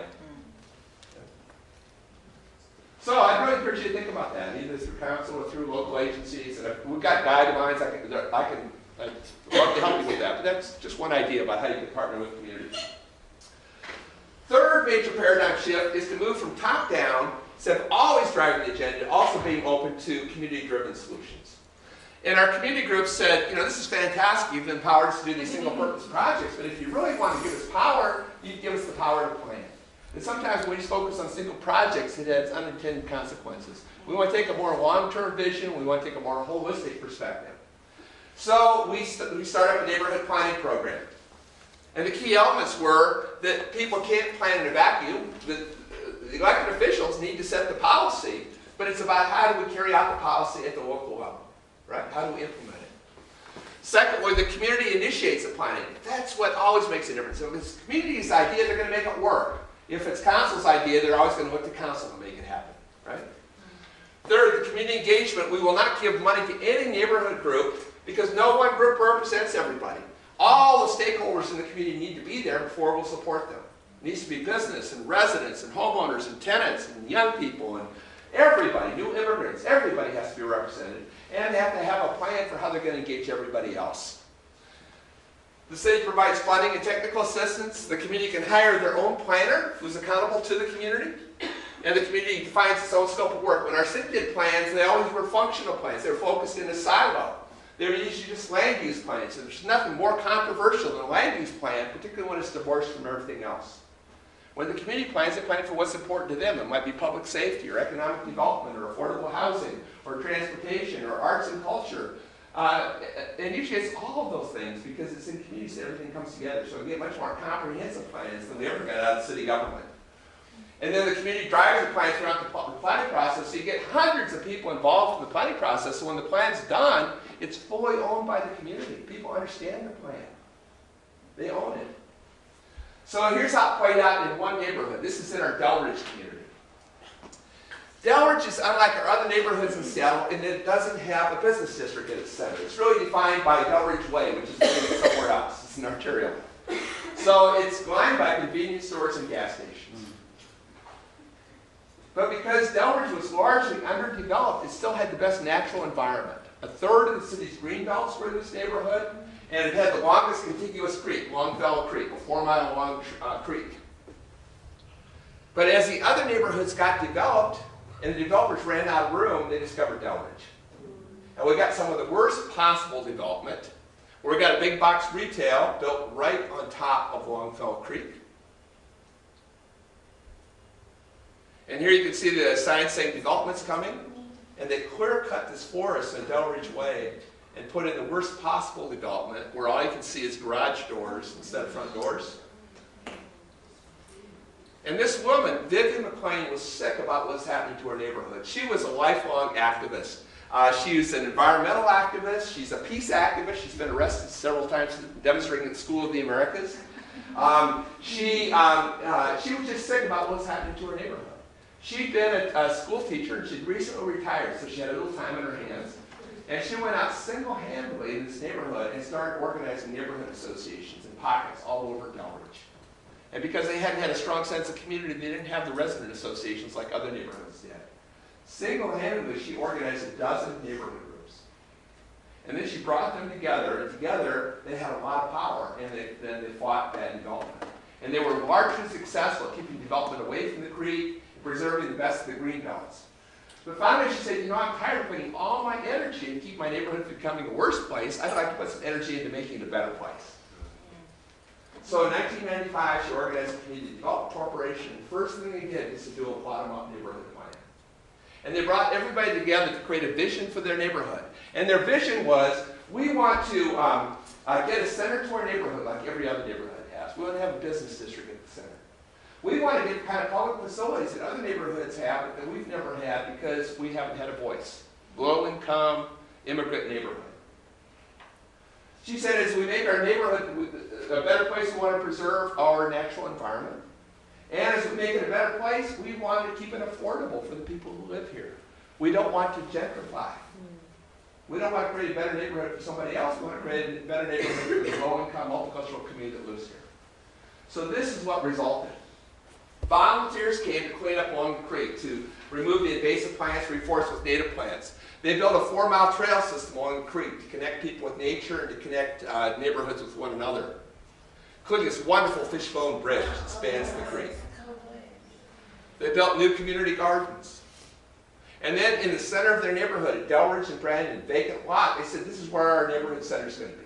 And they built a 3-story mixed-use development. The scale was unlike anything else in that single-family neighborhood. They put in retail space, a little city hall, and then upstairs, condos affordable to first-time homeowners, so that low-income families could have home ownership. And they built a courtyard in the center to create that bumping space, to create a gathering place, to build a sense of community. And then they lobbied the city and said, we want to get a library like every other neighborhood has, but that we haven't had because we haven't had a voice. And because they involved so many people in the planning process, they had a really strong lobby, and they were able to convince the city to put up the money for the library. But before the city even had a chance, the community came together and designed that library themselves. And they invited out the city officials and said, this is what our library is going to look like, and this is where it's going to be as part of our neighborhood center. So this is what they got. A library with 26 units of low-income housing up above it. Now that's something that never would have come out of our library department because our library department is siloed. It just builds single-purpose libraries. And the people here who live in this housing feel so proud. Bill Gates doesn't have that big a library in his house. They issued 3,000 new library cards in the first 6 months because immigrants and young people finally had access to a library. There was another green belt that was threatened with development, and they said, we want to show that development can be compatible with the environment. So they purchased the 6 acres. They sold 3 acres back to the city to preserve its green space. But the other 3 acres, they built kind of a co-housing model, where the units face each other, where there's a common area in the middle, where there's a common house, where they cook meals together, where they have a computer center, where they do joint child care. But it's a very green development. You can see the solar panels, natural drainage, use of recycled materials. But this is housing for low-income families, including 7 families transitioning from homelessness who have some of the best housing in the neighborhood now. They had an old shack that served as a food bank. It was ran on a major arterial. It was too small to hold everybody, so people would be waiting out in the rain in full view of all the neighbors as they waited for food. Absolutely no sort of respect, right? No dignity. And so they said, we're going to raise money to build a new food bank. And they built a food bank with job training programs and job referrals to help people escape dependence on emergency services. And upstairs, they built another 34 units of low-income housing with a common courtyard to create that sense of community. But their key recommendation was they had this old school, historic school building built in 1917. Home of the first African-American school teacher in Seattle. It had been closed for 17 years. It was boarded up, it was covered with graffiti, what should have been the community's pride and joy, great gateway to the community, to serve as a symbol of neglect and disinvestment. Any other neighborhood, this would have become high-end condos, it would have become a retail center. Here it's just sad. So the key recommendation on the neighborhood plan is, we want to renovate this building and make it our pride and joy again. So they had a bunch of visioning meetings, and together they voted and said, we want to make this a multicultural center to surround our young people with the arts. They got so excited about their vision that they did a capital campaign and renovated this building as Youngstown Cultural Arts Center. They invited in the Interagency Academy, which is the school for kids who have been kicked out of every other school in Seattle. The kids who had absolutely no breaks in their lives. They said, we're going to give these kids every chance to be successful. They brought in the leading youth arts organizations as the anchor tenants. They fixed up the old gymnasiums, the state-of-the-art movement studio. They put in a recording studio. The old cafeteria became a theater. And the old classrooms, 37 of them became live workspaces for low-income artists who helped program the space down below with the young people. Opening day, here are the formerly homeless kids from that co-housing project performing for the community. There were 3,000 people there because they all felt pride and ownership. It was their idea. They'd raised the money. It was their kids who were performing. So here's what I see as the value of community-driven planning. The implementation happens. The plans don't just sit on the shelf because there's a constituency for the plans. The resources are multiplied, so it's not just about creating a to-do list for government, but it's also the community taking some responsibility and saying there's some things we can do best as a community. Appropriate development occurs, respecting the unique character of the neighborhood and the culture of the community rather than one-size-fits-all solutions. More holistic and innovative solutions result in a stronger sense of community is built as different factions come together to create a common vision for their community.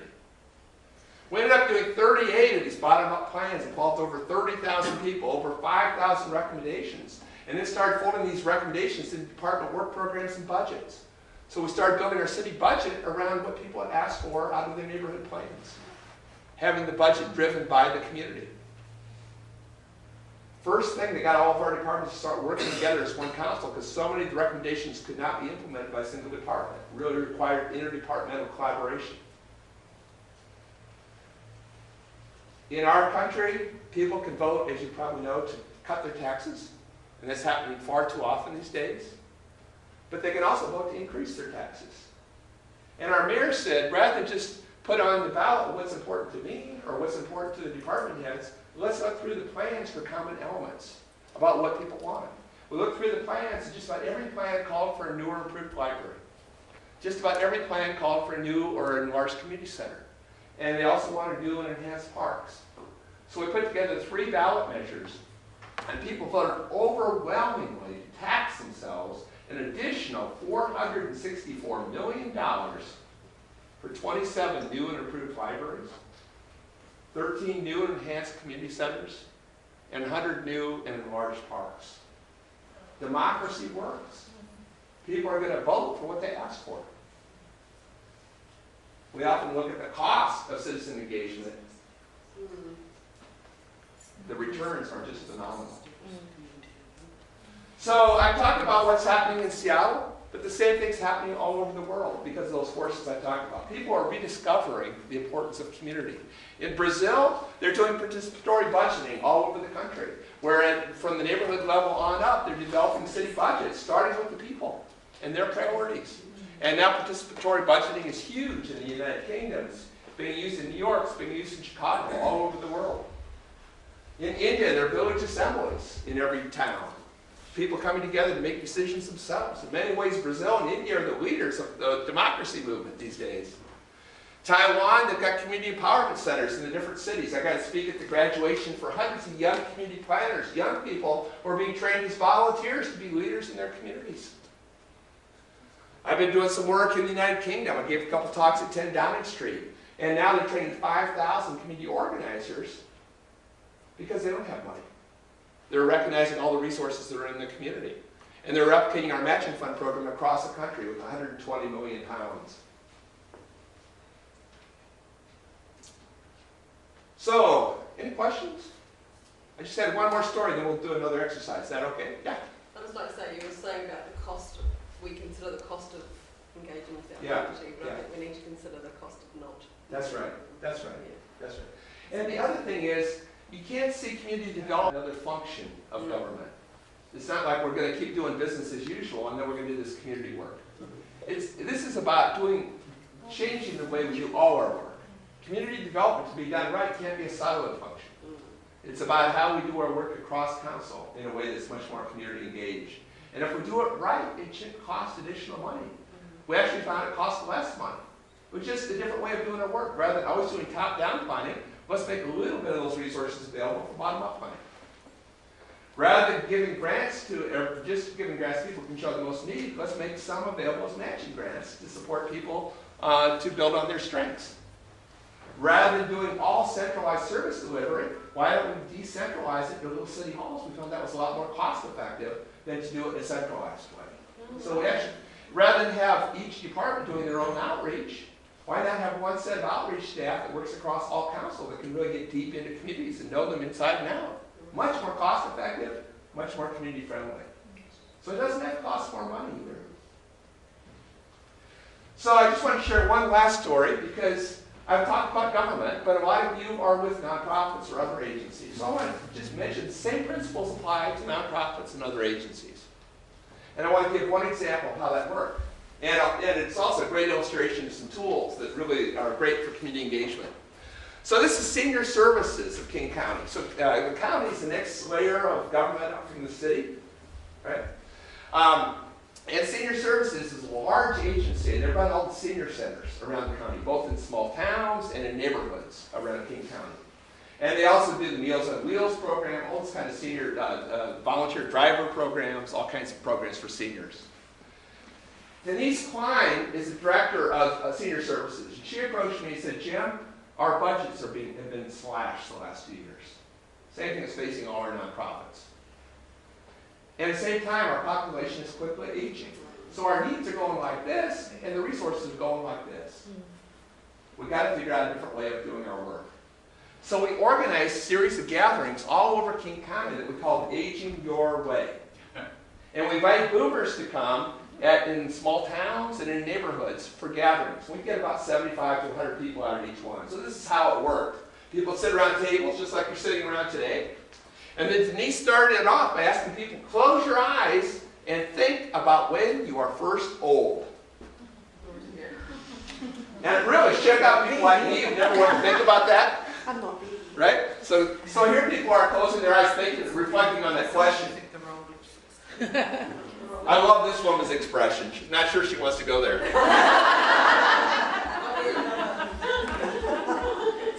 And this guy's kind of having fun with it. And then when people were in that frame of mind asking around their tables to have a little discussion about what would your town or your neighborhood need to look like, both physically and socially, to allow you to age in the way you would like. What would a senior-friendly community look like? And then I had people collectively have a piece of paper in the middle of the table and collectively draw your vision for a senior-friendly community. And I gave every group 20 minutes. So here people are drawing their visions, and then each table got to present their vision back to the room as a whole. They had a minute or two to present it. And then we looked at those visions, and it was amazing how many common elements there were across those visions. And we had a graphic artist there who created a composite vision for the room as a whole, taking everybody's ideas into consideration. Wow. What was amazing to me out of those visions, here were the key messages we heard. One was people said, we want the opportunity to contribute. We have spent a whole lifetime getting skills and knowledge and building relationships. And now we're just valued for our needs. We're just valued as clients. We want the opportunity to contribute. Second thing they said is, we want the opportunity to interact with young people. All we see in senior services are a bunch of old people. At our senior centers, all the different programs. It's so boring. We want to interact with young people. They said we spent a whole lifetime screwing up the environment. We want to give back. We want to live in a green place. They said we want to be able to age in place. Rather than through each stage of our life have to move to a different place. We want to stay around the people we value. So we want communities that are walkable. We want communities with good transit. We want to have universal design so we can age within our home.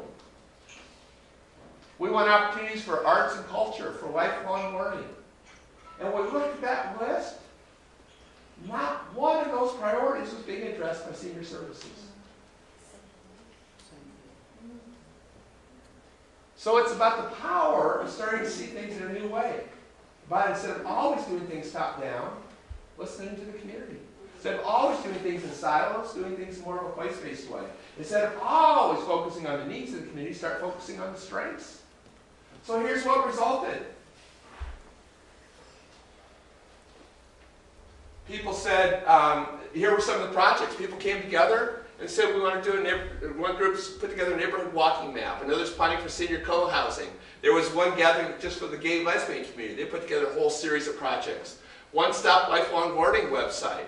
Group of seniors in the central area came together with the kids at the school to clean up the woods and create a trail system through the neighborhood. And they get together for regular cleanup parties. Time banks. You know about time banks? It's where everybody's time is valued exactly the same. Some people say, I'll contribute my skill. Might be a lawyer who says, I'll do a living will. Somebody else says, I'm a plumber. I'll do plumbing. I'll volunteer as a plumber. Somebody else says, I'm a gardener. I'll do gardening. And everybody in the network's time is valued exactly the same. And for every hour of a service you provide to somebody else, you get an hour of somebody else's service from within that network, some service you need. It's a great way for people who are on the margins of the economy to get their basic needs met. For people who are unemployed, for young people, for elders. But it's also a great way to make social connections. So here we're using it to link young people with elders. Where young people are helping older people drive to a doctor's appointment or to the supermarket. Where young people are helping older people learn how to use a computer. Where young people are helping older people maintain their yard so they can stay in their home. And then older people are helping young people learn a craft or learn a trade. Or making them a great meal. Or teaching about the history of the community. It's really powerful. So out of that, we've now created time banks all over King County.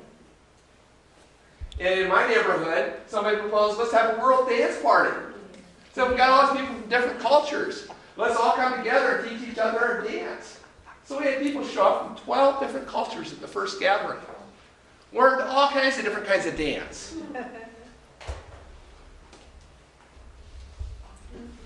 And it was not only lots of different cultures, but people from all different age groups. And she was our DJ.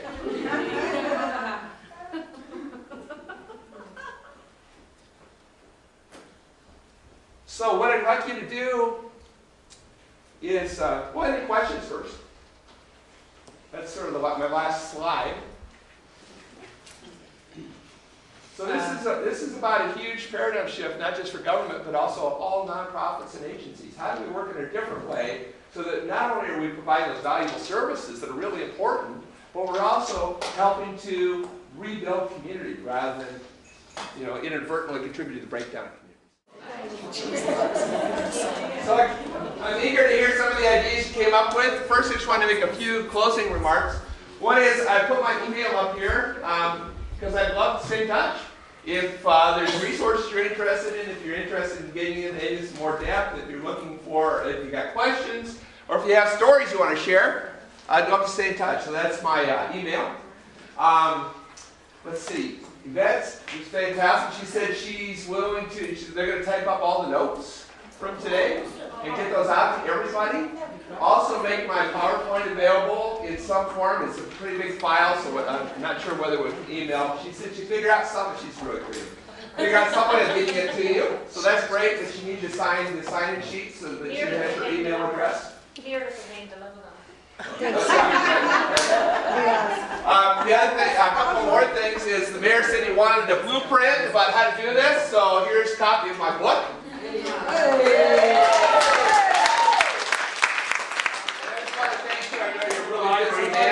I appreciate you spending the morning with us, and everybody here for your commitment, putting in that kind of time and your commitment to your community. There's another book I wanted to let you know about, Inspiring Communities. You know Inspiring Communities? I think Denise Bajot is here, right? So it's this phenomenal group of women who are doing community-led development work all over New Zealand. They claim they only have 1.2 FTEs, but they're everywhere I go. Really committed people. And they just came out with a fantastic book called Learning by Doing. Just came out. We just launched it in Wellington last week. But it's fantastic because it's built on local stories from all around New Zealand. So it's about learning from local practice. I've been talking largely about Seattle. I think the most powerful stories are the ones from your own communities. So learning about what other people are doing and some of the best practices for moving towards community-led development. Great book for community activists, for people in agencies, for people in local government. And so I've got some order forms for that if you're interested in that book. And I did talk with Denise at the conference last week, and if anyone is interested, if you let me know, you can give us a discount for bulk orders. So we can coordinate bulk orders as well, and might get $5 or $10 off or something. Yeah, great. Okay, well I expect everybody to have to do something. So send me an email, let me know what you're doing, okay? And if you need any help, if you need encouragement, you know, the other thing that I want to do is acknowledge this is not easy work. Right? It's tough, and it's not always successful. Sometimes there's bumps in the road. Sometimes it gets really depressing because we're working so hard to make a little change in our community, and meanwhile we've got these huge global issues around climate change and the economy and war and all kinds of stuff. And we wonder what difference are we making. But what gives me hope is that there are people like you absolutely everywhere in the world. Every place I go, there are people struggling to make their communities better places. And I think collectively, we're making a difference. And the movement is growing in big time. I see it all across New Zealand right now. It's really exciting times. So I just want to, you know, part of what I want to do is just inspire you and motivate you to keep doing what you're passionate about, which is really serving your community and making your community the very best you can, and then connecting that action with what's going on around the rest of the world. So thanks so much for what you do. Please keep at it. It's important work, and if there's anything I do to help along the way, let me know. So thanks so much. Thanks.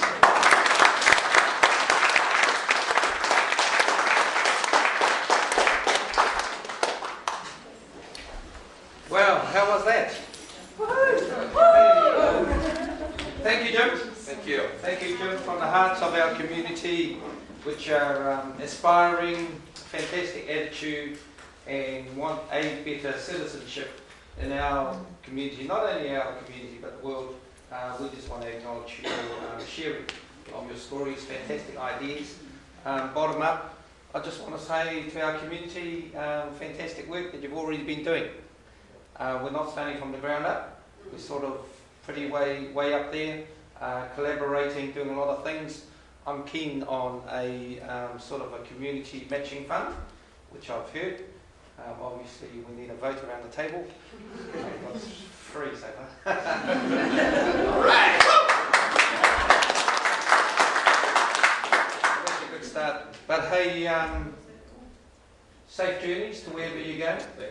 And I hope it doesn't actually take adversity to actually get people motivated. Right. Isn't it? You know, like the party, not quite sure about the booze part, but you know, or the K2 or whatever.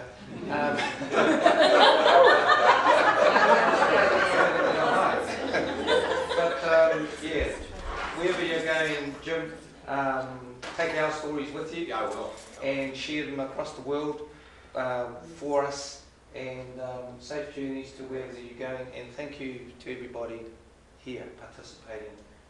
Thank you to our community organisations. Thank you to our staff, our councillors, and thank you for capturing the moment, because it is a moment in time. And if we have any things that we may have forgotten or need some reaffirmment on the direction that we're going, it's all on video. So thanks to the Hara Government for that. So nō reira, nō mātou o te teirawhiti e tuku ana he mihi pai ki a koe mō tō haenga hukinga ki tō kāinga kei Seattle. One day we'll come and have a look. That'd be great. That'd be And, great. You're welcome. Great to have a tour of all these things, and I like those aspects of the sort of like not siloed communities of, you know, the library and the houses and the park and the breakfast and all that sort of stuff. That's what Auckland should be thinking about. Yeah, they are. I met with their mayor and council yesterday.